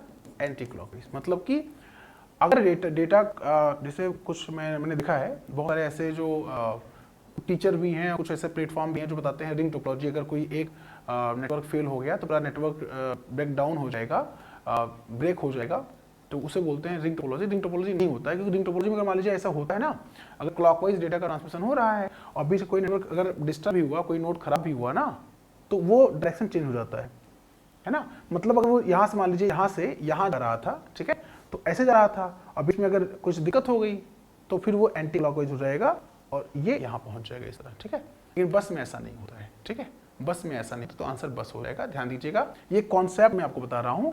बाकी बहुत सारे ऐसे लोग हैं जो रिंग को बताते हैं, बट रिंग सही नहीं है, और ना रिंग सही है और ना ही जो है वो अलग अलग जो प्लेटफॉर्म बोलते हैं रिंग टोपोलॉजी, वो भी वहाँ भी आंसर गलत देते हैं वो लोग, ठीक है। तो परफेक्ट आंसर दे रहा हूँ, बस टोपोलॉजी 100% सही हो जाएगा इस केस में। जब कोई भी आपका जो है नोड, नोड मतलब क्या होता है, जो आप देख रहे हो ना, ये नोड, एक नोड, दो नोड, तीन नोड, चार नोड, पांच नोड, ये अलग जो डिवाइस देख रहे हो, इसे नोड के नाम जानते हैं। क्या बोलते हैं? नोड बोलते हैं, ठीक है। चलिए, Which of the following is not an external threat to a computer or computer network? इनमें से कौन सा कंप्यूटर या कंप्यूटर नेटवर्क के लिए एक्सटर्नल थ्रेट नहीं है? बाहरी खतरा, थ्रेट मतलब क्या होता है? खतरा, बाहरी खतरा नहीं है। इनमें से कौन सा हमारे कंप्यूटर के लिए बाहरी खतरा नहीं है? भैया सारे थ्रेट हैं, ये भी थ्रेट है, ये भी थ्रेट है, ये भी थ्रेट है, इसमें नन ऑफ दिस हो जाएगा ऑप्शन में, क्योंकि सारे थ्रेट हैं। मतलब हमें एडवेयर से खतरा है। एडवेयर क्या करता है? बार बार हमारे विंडो पे एक एडवर्टीजमेंट विंडो सॉफ्टवेयर, एडवेयर का मतलब होता है एडवर्टीजमेंट सॉफ्टवेयर, बार बार ऐड होने लगता है, सामने आने लगता है और हमारे लिए प्रॉब्लम क्रिएट करता है। क्रैकर्स हमारे पासवर्ड को क्रैक कर सकते हैं। ट्रोजन हॉर्स हमारे सिस्टम में आता है और हमारे सिस्टम को डिस्ट्रॉय कर देता है, सब कुछ जो है डिलीट कर देता है है ना, वो ट्रोजन हॉर्स कहलाता है। ये मैंने पढ़ाया भी आप लोगों को ट्रोजन हॉर्स के बारे में, ठीक है। ट्रोजन हॉर्स क्या होता है? वायरस होता है। मतलब ये सारे मालवेयर हैं आपके। मालवेयर क्या होते हैं? मालवेयर मतलब मैलिशियस सॉफ्टवेयर। ये जो आप देख रहे हो ना, ये सारे आपके मालवेयर हैं। कोई पूछा आपसे मालवेयर क्या होते हैं, तो जो मालवेयर होते हैं उन्हें हम मैलिशियस सॉफ्टवेयर के नाम से जानते हैं। The protocol has a feature that allows uploading of male message. एक ऐसा प्रोटोकॉल जो मेल मैसेज को अपलोड करने के लिए जिम्मेदार होता है। ये मैंने पहले भी आपको बताया था थोड़ी देर पहले। आंसर बताइए। एक ऐसा प्रोटोकॉल जो मेल मैसेज को अपलोड करने के लिए जिम्मेदार होता है, रिस्पॉन्सिबल होता है। दोस्तों आंसर हो जाएगा SMTP, simple mail transfer protocol. Simple mail transfer protocol, ठीक है। ये प्रोटोकॉल पोर्ट नंबर 25 होता है इसका, पोर्ट नंबर, ठीक है। मेल को भेजने के लिए यूज किया जाता है, अपलोड करने के लिए, ठीक है। और डाउनलोड करने के लिए ये होता है पोस्ट ऑफिस प्रोटोकॉल, मेल को डाउनलोड करने के लिए, ठीक है। Which super computer has been developed by Indian scientist. दिए गए विकल्प में कौन सा सुपर कंप्यूटर भारत के साइंटिस्ट द्वारा, भारतीय वैज्ञानिकों के द्वारा विकसित किया गया था? नाम बताइए, सभी लोग नाम बताइए। इनमें से कौन सा कंप्यूटर भारत के वैज्ञानिकों के द्वारा डेवलप किया गया है? दोस्तों परम का नाम सुना होगा आप लोगों ने। परम जो आपका है, ये परम 8000 था और ये 1991 में डेवलप किया गया। और भारत के इसको लीड किया था भारत के मिस्टर विजय पी भाटकर जी, मिस्टर विजय पी भाटकर जी। और इन्हीं को क्या कहते हैं पता है? इन्हीं को father of super computer in India कहते हैं। इन्हीं को कहते हैं father of super computer, father of super computer in India, है ना। भारत के लिए सुपर कंप्यूटर के जनक कौन हैं? मिस्टर विजय पी भाटकर जी हैं। भारत के लिए जो है सुपर कंप्यूटर जनक कौन है? मिस्टर विजय पी भाटकर जी हैं। वैसे अगर पूछा जाए कोई पूरे विश्व में किसको कहा जाता है जनक सुपर कंप्यूटर का, तो उनका नाम वो दुनिया का पहला सुपर कंप्यूटर क्रेफस्ट था और उसको डेवलप किया सैमुअर क्रे ने, ठीक है। एग्जाम में लीजिए, एग्जाम में आया वो क्वेश्चन है सैमुअर क्रे। और ये जो है फादर ऑफ सुपर कंप्यूटर कहलाते हैं, सुपर कंप्यूटर के जनक कहलाते हैं, सुपर कंप्यूटर के जनक कहलाते हैं, ठीक है। भारत के लिए पूरे विश्व के लिए क्रेफस्ट पहला सुपर कंप्यूटर था, फर्स्ट सुपर कंप्यूटर था, ठीक है। सुपर कंप्यूटर क्या होता है एक्चुअली? सुपर कंप्यूटर जो होता है वो सबसे फास्टेस्ट होता है, सबसे पावरफुल होता है और सबसे बड़ा होता है, सबसे कॉस्टली भी होता है, वो सुपर कंप्यूटर कहलाता है, ठीक है। हाँ, सीडैक को डेवलप, हाँ ये जो ये हमारा परम जो है इसको पुणे की सीडैक में डेवलप किया गया था, पुणे की सीडैक में, सीडैक पुणे। मतलब कि सीडैक क्या है? Centre for development advance computing, एक संस्था का नाम है जो कि पुणे में इसका हेडक्वार्टर है। वहां पे जो है परम को डेवलप किया गया था और उसमें डेवलप करने वाले जो मेन लीड रोल प्ले किया था वो मिस्टर विजय पी भाटकर जी ने। उन्हीं को father of super computer in India कहते हैं, ठीक है। एक्सेस टाइम क्या होता है? एक्सेस मतलब पहुंच। जैसे मैं आपको एक्सेस करना चाह रहा हूं तो मेरी आप तक पहुंच जो है वो टाइम जो आप तक पहुंचने में टाइम लगेगा वो क्या लगेगा? आप तक पहुंचने में जो टाइम लगेगा वो seek time plus latency time कहलाएगा। तो आंसर ए हो जाएगा, seek time plus latency time. मतलब सीक मतलब वहां तक पहुंचने में लगा समय और लेटेंसी मतलब जो भी डिले वगैरह हुआ होगा, कोई डिले हुआ होगा, मान लीजिए अगर कोई डिले हुआ है ना, अगर कोई डिले हुआ है, कोई समस्या मतलब हुई है, कुछ थोड़ा अंतराल हुआ है, गैप हुआ है, वो समय प्लस वहां तक पहुंचने में लगा समय जो होता है वो एक्सेस टाइम कहलाता है, ठीक है जी। क्या कहलाता है? एक्सेस टाइम कहलाता है। जो पढ़ा रहा हूं, जो मैं बता रहा हूं, आपको समझ में तो आ रहा है ना भाई? चलो ठीक है। एक्सेस टाइम मतलब डेटा की बात कर रहा है ना, जो हमारा डेटा होता है हार्ड डिस्क से डेटा लेने में समय लगता है ना, एक्सेस करने में समय लगता है ना, उस टाइम की बात कर रहा है वो, ठीक है। Who is the father of Indian, आ गया क्वेश्चन। अभी थोड़ी देर पहले मैंने एक्सप्लेन किया था, मुझे पता नहीं था क्वेश्चन में है, लेकिन आप लोग आंसर दे सकते हैं आराम से। Indian father of super computer कौन है? मिस्टर विजय पी भाटकर जी हैं। आंख बंद करके आप आंसर मार सकते हैं दोस्तों, है ना। Very good. On the internet flame is a message that, ये फ्लैम होता है। इंटरनेट फ्लैम क्या होता है पता है आपको? इंटरनेट पर फ्लैम क्या होता है? फ्लैम मैसेज क्या होता है? कौन बताएगा? आराम से बताइए आप लोग, कोई दिक्कत नहीं है, कोई जल्दबाजी नहीं है, आराम से पढ़िए, आराम से बताइए। कोई समस्या हो तो हमसे आप पूछ सकते हैं। मैं बार बार बोलता हूं, इसलिए बोलता हूं क्योंकि रट्टा मैं आपको नहीं मरवा रहा हूं, रट्टा नहीं मारना है आपको क्रिस्टल क्लियर कॉन्सेप्ट होना चाहिए। रिटन इन एंगर, अगर आप किसी को ऑफेंसिव मैसेज भेज रहे हो, ऑफेंसिव अब्यूज कर रहे हो और वो एंगर वाला है, मतलब एंगर वाला मैसेज अगर आप किसी को भेजते हो तो मतलब होता है फ्लेम करना। इंटरनेट पर फ्लेम का मतलब क्या होता है? रिटन इन एंगर, मतलब क्रोध में लिखा गया जो मैसेज होता है उसे फ्लेम के नाम से जानते हैं। नोट कर लीजिएगा, इंपॉर्टेंट क्वेश्चन है दोस्तों, इसीलिए कहता हूं हर एक क्वेश्चन जरूरी होता है। जैसे हर एक क्लास जरूरी है मेरा, वैसे हर एक क्वेश्चन भी जरूरी है मेरा। ठीक है जी, चलिए।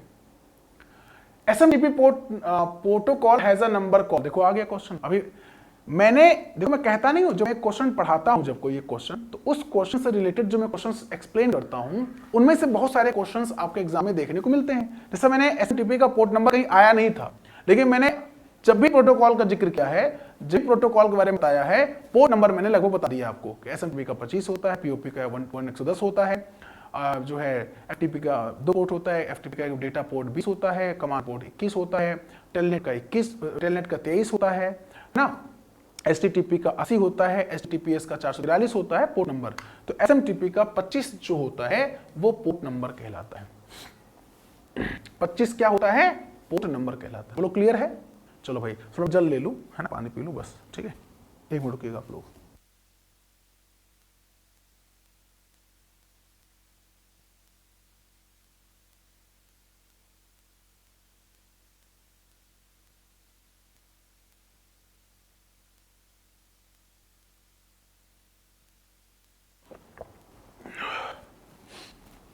The full meaning of BB नहीं CC in मेल, CC लिखा हुआ है CC। CC का पूर्ण अर्थ क्या होता है मेल में? मेल में CC का मतलब क्या होता है? CC देखो ईमेल के बारे में मैंने बताया आप लोगों को, फिर बताता हूं मैं आपको। ईमेल का आविष्कार कब हुआ था? तो ईमेल का आविष्कार 1971 में हुआ था। डेवलप करने वाले कौन थे? Father of email. तो इसके फादर कौन है? इसके फादर हैं रे टॉमलिंसन। ठीक है, इसके फादर कौन है? रे टॉमलिंसन। ठीक है, इसके फादर है। ठीक है, और सीसी मतलब कार्बन कॉपी होता है। ठीक है, ऐसे बीसीसी आता है। बीसीसी क्या होता है? बीसीसी मतलब ब्लाइंड कार्बन कॉपी, है ना, ब्लाइंड कार्बन कॉपी।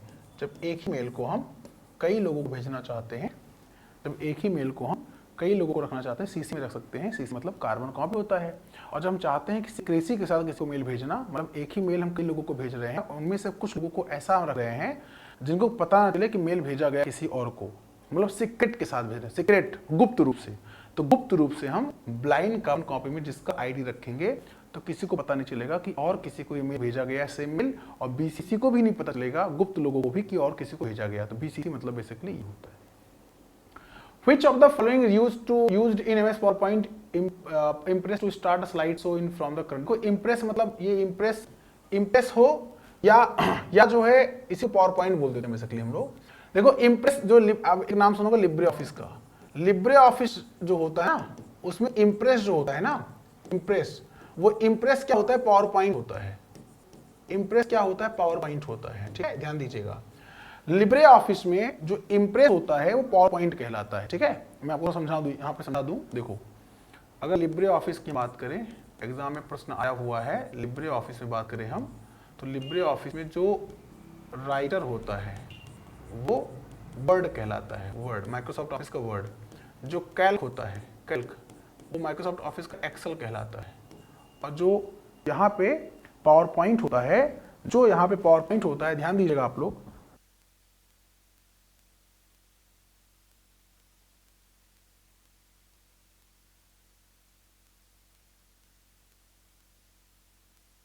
तो ध्यान दीजिएगा दोस्तों, यहाँ पे आप लोग करंट स्लाइड के लिए जो होता है वो शिफ्ट प्लस F5 होता है। ठीक है, यहाँ पे, अच्छा हाँ, यहाँ पे इम्प्रेस जो होता है आपका, जो इम्प्रेस होता है वो पावर पॉइंट कहलाता है। क्या कहलाता है? पावर पॉइंट कहलाता है। ठीक है, कोई दिक्कत तो नहीं है? समझ में आ गया? चलो भैया, वेरी गुड, बहुत बढ़िया। देखो करंट स्लाइड बोल रहा है वो। देखो जैसे अभी ये देखो आप, जैसे ये है, अब मैं देखो, अगर मैं जैसे किस नंबर पर 18 नंबर पे हूँ, मैं 18 नंबर स्लाइड पे हूं, मैं इसको चाहूं अगर स्टार्टिंग से शो कराना हो तो इसके लिए मैं यहां पे जाऊंगा और मैं यहां पे करूंगा तो हमारा स्लाइड शुरू से आ जाएगा। देखो आ गया, इसे बोलते हैं F5। लेकिन मैं चाहता हूं ये 18 पे था, मैं 18 पे था और मैं चाहता हूं 18 से मेरा स्लाइड शो हो, तो मैं यहां पे करूंगा या सिर्फ प्लस F5 करूंगा तो यही स्लाइड शो होगा, स्टार्टिंग से नहीं होगा। ठीक है। GUI which two are used interface, ये जो GUI होता है ग्राफिकल यूजर इंटरफेस होता है, वो किसके मध्य इंटरफेस प्रोवाइड करता है? जो GUI होता है इसको हम क्या बोलते हैं? GUI। जो GUI होता है इसे बोलते हैं graphical user interface. Graphical user interface, ये ग्राफिकल यूजर इंटरफेस जो होता है ये किसके अंदर जो है, मतलब किसके बीच में इंटरफेस प्रोवाइड करता है? तो हार्डवेयर सॉफ्टवेयर कतई नहीं, मैन एंड मशीन कतई नहीं, हार्डवेयर यूजर कतई नहीं, नन ऑफ दिस जाएगा। क्यों? क्योंकि GUI जो होता है वो यूजर और सॉफ्टवेयर, यूजर और सॉफ्टवेयर के बीच में इंटरफेस प्रोवाइड करता है। यूजर और सॉफ्टवेयर, नोट कर लीजिएगा आप लोग, यूजर और सॉफ्टवेयर। ठीक है, या सॉफ्टवेयर एंड यूजर या user and software, software and user या यूजर एंड सॉफ्टवेयर के बीच में इंटरफेस प्रोवाइड करता है। कोई दिक्कत तो नहीं भैया? समझ में आ गया ना? यूजर मतलब हम और आप, सॉफ्टवेयर मतलब आप जिस सॉफ्टवेयर पे काम करना चाहेंगे। व्हाट्सएप यूज करते हो, व्हाट्सएप एक सॉफ्टवेयर है और हम यूजर हैं, हमें व्हाट्सएप से जो इंटरफेस मिल रहा है ना वो GUI है ना? ये देखो ये जो इंटरफेस होता है, ये जो इंटरफेस होता है ये वाला CMD। ठीक है, ये इंटरफेस जो हमारा है ये CUI है। It is not GUI, it is CUI interface, character user interface और कमांड लाइन इंटरफेस ये है। ठीक है, लेकिन यहां पे जो आप देख पा रहे होंगे, ये जो क्लास कर रहे हो आप, ये GUI इंटरफेस है। तो GUI क्या होता है? ग्राफिकल यूजर इंटरफेस कहलाता है, ध्यान दीजिएगा। चलिए, internet traffic is also called, internet traffic को हम और किस नाम से जानते हैं? इंटरनेट ट्रैफिक को हम और किस नाम से जानते हैं बताइए? Confession, concession, congestion, concatenation. Sir बहुत अच्छा पढ़ा रहे हो सर, बहुत आवाज, अच्छा आवाज नहीं जा रही क्या? हेलो हेलो एवरीवन, आवाज नहीं जा रही है दोस्तों? इसे हम कंजेशन के नाम से जानते हैं, कंजेशन कहते हैं। क्या आवाज जा रही मेरी आप तक? मेरी आवाज आप तक दोस्तों जा रही है या नहीं जा रही है? मुझे फटाफट बता दीजिए आप लोग एक बार, क्या मेरी आवाज आप तक प्रॉपर जा रही है ना? कोई इशू तो नहीं है? Everything is perfect, fine? Comment box में कमेंट करिए प्यार से। ठीक है, एक लंबी क्लास है और बेहतरीन क्लास है, आपके एग्जाम के मोस्ट इंपॉर्टेंट क्लास है। ठीक है, चलिए दोस्तों, कंजेशन जो होता है, इंटरनेट ट्रैफिक को हम कंजेशन के नाम से जानते हैं। Social media sites have various games and third party applications which help in accessing the incoming data. Social media साइटों के विभिन्न खेल और थर्ड पार्टी एप्लीकेशंस जो आपके डेटा तक पहुंचने में मदद करते हैं। एथिकल हैकर्स या पोटेंशियल क्या नाम है, पेंटेशन टेस्टर या सिक्योरिटी ऑडिटर या साइबर क्रिमिनल्स। इसका आंसर दीजिए आप लोग। बहुत अच्छा प्रश्न है, इसका आंसर आप सभी लोग दे सकते हैं। I am damn sure. Question is that my friends, social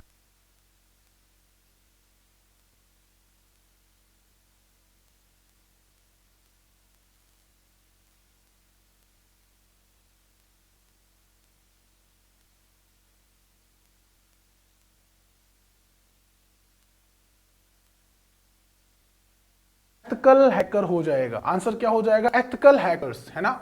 मतलब ये सब आपको हैकर्स तक पहुंचने में हेल्प करते हैं। Ethical hacker will be correct answer. देखो हैकर कितने प्रकार के होते हैं। हैकर तो मतलब जो गंदा काम करे, गलत काम करे, लेकिन हैकर के भी कई टाइप होते हैं। जैसे एथिकल हैकर होता है, व्हाइट हैट हैकर कहलाता है। जो एथिकल हैकर होता है ये व्हाइट हैट हैकर कहलाता है। जो क्या करता है? जो हैकिंग को रोकता है, हैकर्स को रोकता है, जस्ट लाइक पुलिस की तरह। और जो ब्लैक हैट हैकर होता है, लाइक चोर की तरह होता है, वो गलत काम करता है ना? और जो ग्रे हैट हैकर होता है वो ब्लैक हैट और व्हाइट हैट का कॉम्बिनेशन होता है। मैं देखो बता दूं यहाँ पे आपको, देखो जो हैकर्स होते हैं, हैकर्स बेसिकली तीन प्रकार के होते हैं। हैकर्स बेसिकली कितने प्रकार के होते हैं? तीन प्रकार के होते हैं। तो एक हमारा व्हाइट हैट हैकर हो गया, व्हाइट हैट हैकर, एक हमारा ब्लैक हैट हैकर हो गया, ब्लैक हैट हैकर, और एक हमारा ग्रे हैट हैकर हो गया, ग्रे हैट हैकर। जो व्हाइट हैट होता है इसी को एथिकल हैकर कहते हैं, एथिकल हैकर।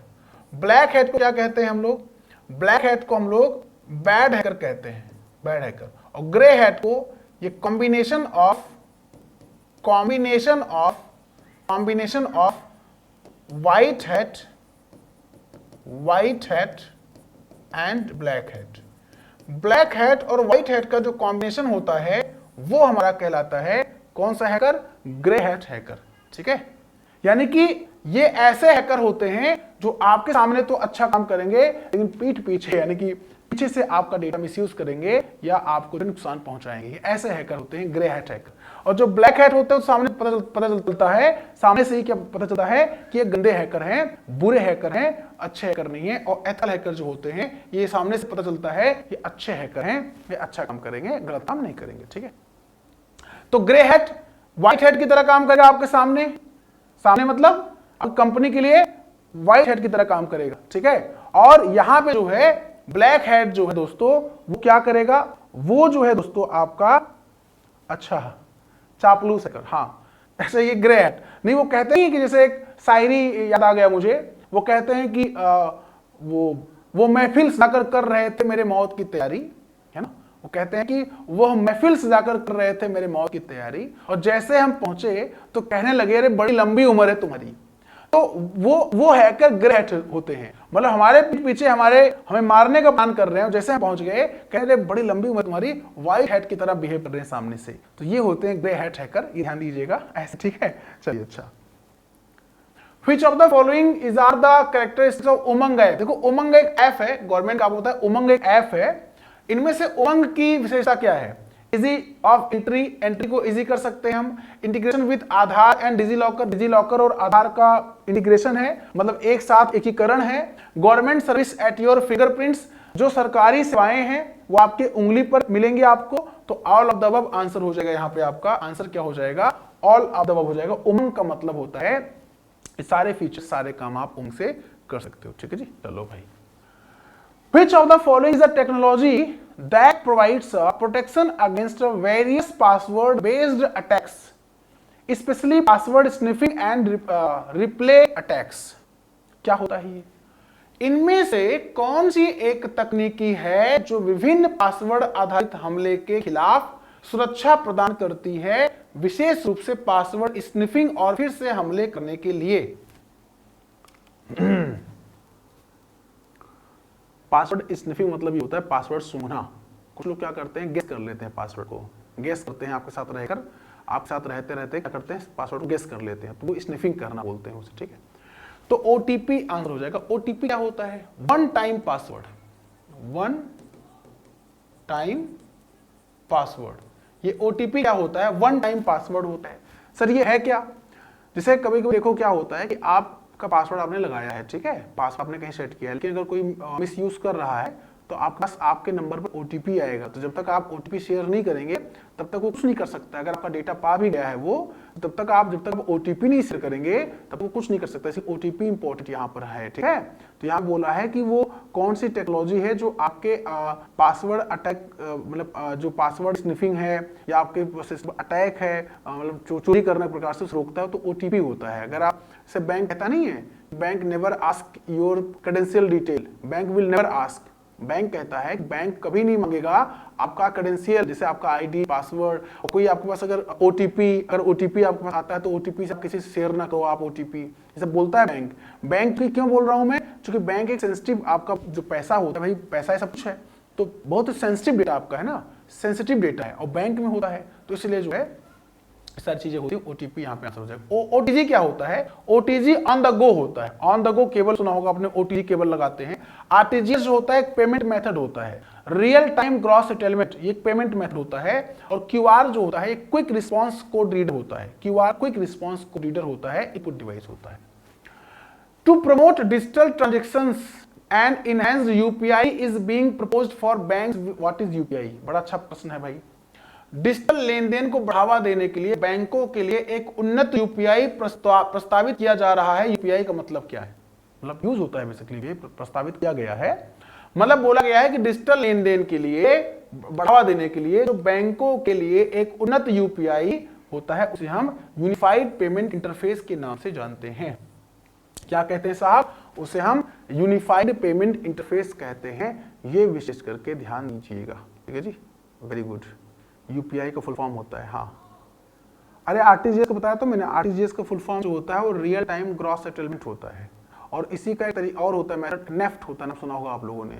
नेफ्ट का मतलब होता है नेशनल इलेक्ट्रॉनिक फंड ट्रांसफर। और आपने अगर सुना हो ये आरटीजीएस हो गया, नेफ्ट हो गया, आपने सुना हो अगर आईएमपीएस इमीडिएट पेमेंट सर्विस, तो सारे मोड ऑफ ट्रांसमिशन होते हैं, मतलब ट्रांजैक्शन के, ठीक है।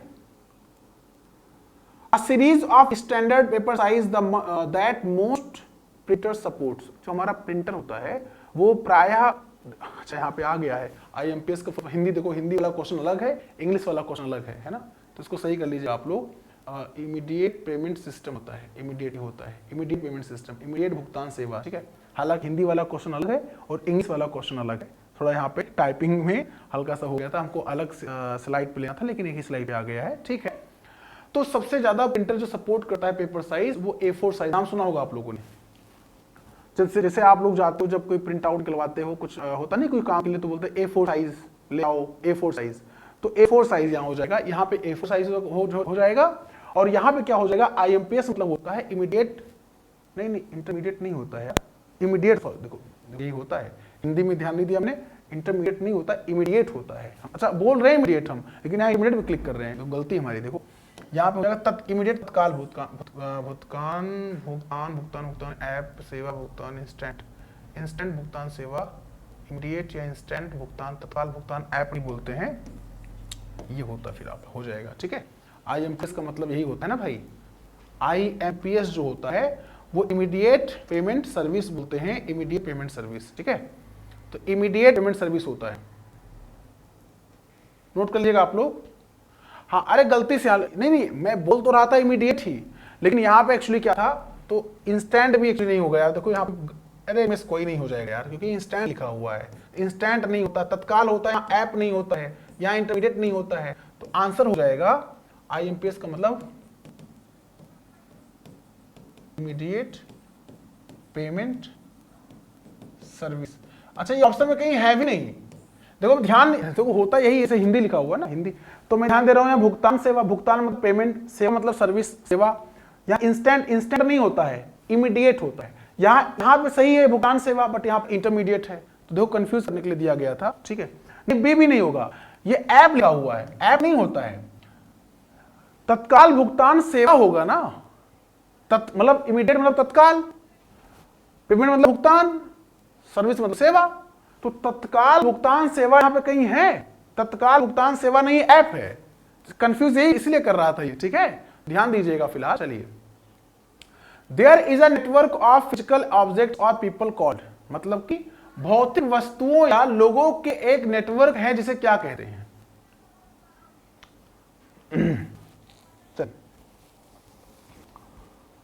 भौतिक वस्तुओं और लोगों को एक नेटवर्क कहते हैं, उसे लोग इंटरनेट ऑफ थिंग्स के नाम से जानते हैं। इसे क्या बोलते हैं, इंटरनेट ऑफ थिंग्स बोलते हैं, इंटरनेट ऑफ थिंग्स के नाम से जानते हैं। ये इंटरनेट ऑफ थिंग्स कहलाता है, क्या कहलाता है, इंटरनेट ऑफ थिंग्स। बोल क्लियर है, क्लियर है, चलो भैया। Which is a type of VR, VR मतलब होता है वर्चुअल रियलिटी, वीआर मतलब होता है वर्चुअल रियलिटी, वर्चुअल मतलब जो वर्चुअली आपको दिखाई दे, समझ रियलिटी, ठीक है, वर्चुअल रियलिटी।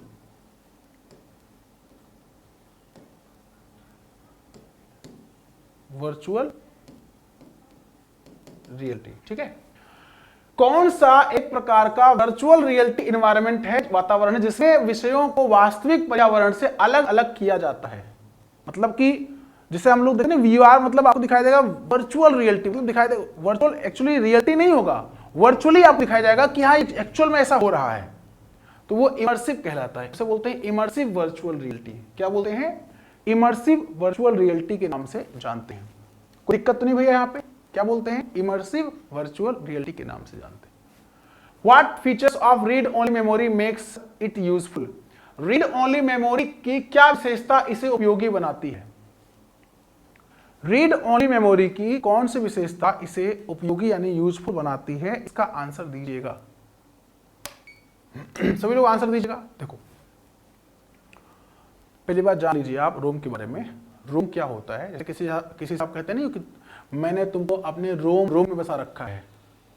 मैं कोई बोलता नहीं होगा, मतलब आप कोई बोलता होगा मैंने तुमको अपने रोम में बसा रखा है, मतलब कि मैंने आपको अपने दिल में बसा रखा है, मैं आपको निकालूंगा नहीं, चाहे जो भी हो जाए। तो जब कंप्यूटर बनाया जा रहा होता है तो during the time of manufacturing, manufacturer के द्वारा परमानेंट मेमोरी जो स्टोर किया जाता, परमानेंट डेटा जो स्टोर किया जाता है जिस मेमोरी में, उसे हम रोम के नाम से जानते हैं। ROM information can be updated easily, गलत बात है। क्या रोम में जो इन्फॉर्मेशन होता है उसको आसानी से हम अपडेट कर सकते हैं? नहीं कर सकते हैं। Data in ROM is non volatile, that is it remains intact even without electrical power. सही है, बस काम खत्म। रोम मतलब एक नॉन वोलाटाइल मेमोरी है। नॉन वोलाटाइल का मतलब होता है अस्थायी मेमोरी है, एक अस्थायी मेमोरी है। रोम मतलब एक अस्थायी मेमोरी है और डेटा इसमें तब तक रहेगा जब लाइट ऑफ भी हो जाए, तब तक डेटा रहेगा। लाइट अगर ऑफ भी हो जाए, इलेक्ट्रिकल पावर अगर सप्लाई बंद भी हो जाए, तब भी डेटा उसमें बना रहेगा एज इट। ठीक है, तो answer ROM provides a cheap data, कोई मतलब है नहीं, इसका कोई मतलब है नहीं। ठीक है। Which uses laser technology to store a large amount of information?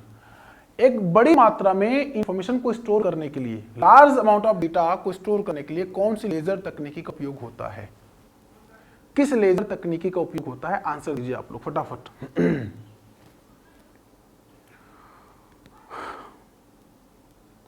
Which uses laser technology to store large amount of data? दोस्तों, CD रोम। CD रोम मतलब कॉम्पैक्ट डिस्क,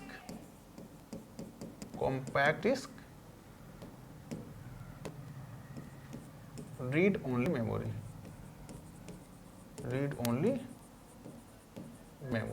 ठीक है, होता है। तो इसमें अरे सीडी हो गया, डीवीडी हो गया, बीआरडी हो गया, है ना, डीवीडी, एचवीडी हो गया, ये सारे हमारे क्या होते हैं? ये सारे हमारे लेजर टेक्नोलॉजी पे यूज होते हैं ना, लेजर टेक्नोलॉजी पे काम करते हैं, सारे हमारे लेजर तकनीकी पे काम करते हैं। ध्यान दीजिएगा आप लोग। ठीक है। Which of the following is not a purely output device? इनमें से कौन सा प्योरली आउटपुट डिवाइस नहीं है? इनमें से कौन सा डिवाइस है जो प्योरली आउटपुट डिवाइस नहीं है? प्रिंटर तो भाई हार्ड कॉपी के फॉर्म में आउटपुट देता है। प्रिंटर तो हमको हार्ड कॉपी के फॉर्म में आउटपुट देता है, हार्ड कॉपी के फॉर्म में, है ना, हार्ड कॉपी के फॉर्म में प्योरली आउटपुट है। स्पीकर भी हमको सॉफ्ट कॉपी, भाई हम सुनते हैं सॉफ्ट कॉपी है ना, भाई हम आवाज सुनते हैं, जैसे आप मेरी आवाज सुन रहे हो स्पीकर के माध्यम से, सॉफ्ट कॉपी है, मतलब आप फील कर रहे हो आप। ठीक है। प्लॉटर भी हमको हार्ड कॉपी में देता है, बड़े बड़े जो बैनर लगे होते हैं प्लॉटर के माध्यम से होते हैं। स्क्रीन एक्चुअली होता है, कोई प्योरली आउटपुट नहीं बोल सकते हो आप स्क्रीन को। स्क्रीन इनपुट भी, इसे स्क्रीन को मैं स्क्रीन यूज कर रहा हूँ, ये स्क्रीन में टच भी कर रहा हूँ, देखो ये स्क्रीन यूज कर रहा हूँ, मैं टच भी कर रहा हूँ यहाँ पे, देखो मैं यहाँ पे टच कर रहा हूँ, मैं क्या कर रहा हूँ यहाँ पे टच भी कर रहा हूँ। तो स्क्रीन पे मैं टच भी कर रहा हूँ ना भाई, स्क्रीन पे मैं क्या कर रहा हूँ, टच भी कर रहा हूँ। तो ये चीजें होती है। इसलिए दोस्तों जो है आपका क्या हो जाएगा, स्क्रीन यहां पे आंसर हो जाएगा। ध्यान दीजिएगा। एंड कोई दिक्कत हो? हाँ बिल्कुल, थैंक यू माय फ्रेंड्स। दोस्तों 2 घंटे लगातार हम लोगों ने क्लास प्रोवाइड किया, 2 घंटे लगातार। ठीक है, ये बताइए सेशन कैसा लगा आप लोगों को? जितने हमारे फ्रेंड्स यहाँ पे क्लास में हमसे इंटरेक्ट हो रहे हैं, 60 या 61 question, 60 plus question, 60 plus question 2 घंटे के अंदर मैंने डिस्कस किया डिटेल, बिल्कुल। ठीक है, आई होप आपको सेशन पसंद आया होगा, आपने एंजॉय किया होगा। यदि कोई समस्या हो, कोई दिक्कत हो, कोई परेशानी हो, तो बिल्कुल आप बेहिचक हमसे डिस्कस कर सकते हैं, पूछ सकते हैं। लाइव में आपसे इंटरेक्ट हो रहा हूं। ठीक है, ये सारे जो क्वेश्चंस हैं, 60 प्लस क्वेश्चन 2 घंटे के अंदर मैंने आपको डिस्कस किया, बताया है। ये क्वेश्चंस आपके एग्जाम के लिए रामबाण है। आप एक बार इन क्लास को करिए अच्छे से, समझिए अच्छे से, रिवाइज करिए। आप देखिए, मैं वादा करता हूं, प्रॉमिस करता हूं। ठीक है, ठीक है, नहीं रिकॉर्डेड वीडियो डिलीट नहीं होगा, रिकॉर्डेड वीडियो रहेगा, आपको मिलेगा, परेशान मत होइए आप। रिकॉर्डेड वीडियो डिलीट नहीं होने वाला है। ठीक है, रिकॉर्डेड वीडियो एज यूजुअल रहेगा। हाँ, यदि आपको कोई डाउट हो, कोई समस्या हो, तो आप धीरेन्द्र प्रताप सिंह मेरा नाम है, इंस्टाग्राम पे आप सर्च कर सकते हैं धीरेन्द्र प्रताप सिंह। अगर आपको कोई डाउट होता है, तो कोई समस्या होती है पढ़ाई से रिलेटेड, मेरे कंप्यूटर सब्जेक्ट से रिलेटेड कोई समस्या होती है, आप हमसे वहां पे पूछ सकते हैं, हमसे वहां पे डिस्कस कर सकते हैं। मैं आपकी पूरी तरीके से हेल्प करूंगा आपके एग्जाम को क्वालिफाई कराने में, क्योंकि हम आपके एग्जाम के लिए प्रतिबद्ध हैं, कमिटेड हैं, वादा करते हैं अपने सब्जेक्ट में आपको हम फेल नहीं होने देंगे दोस्तों। लेकिन इसके लिए आपको भी हमारे साथ लगातार बने रहना होगा। आपको कोई डाउट होगा, डाउट पूछना होगा हमसे, ठीक है, क्वेरी करनी होगी। इसका पीडीएफ हम शेयर कर देंगे, आप मिल जाएगा। दोस्तों ठीक है, पढ़ाई करते रहिए, स्वस्थ रहिए, मस्त रहिए, व्यस्त रहिए, जहां रहिए डंके के चोट पर रहिए। अपने व्यक्तित्व का निर्माण इस तरह करिए कि हर कोई व्यक्ति आपके जैसा बनना चाहे। और आपके एग्जाम के लिए मैं आपको बेस्ट ऑफ लक देता हूं, आपको ढेरों सारी शुभकामनाएं देता हूं, और मैं प्रार्थना करता हूं प्रभु से कि आपका एग्जाम बेहतर हो, बेस्ट हो, और अपने एग्जाम में आप बेहतर परफॉर्म करें और इस सब्जेक्ट में कंप्यूटर में पूरा नंबर आप लेकर आएं और मुझे बताएं सर पूरा नंबर आ गया, आपने पढ़ाया था, मजा आ गया, ठीक है, और सिलेक्शन का मिठाई भी खिलाएं आप, ठीक है। चलिए वंस अगेन टेक केयर, नमस्कार, जय हिंद, जय भारत, वंदे मातरम। बहुत बहुत धन्यवाद दोस्तों, thank you so much, take care.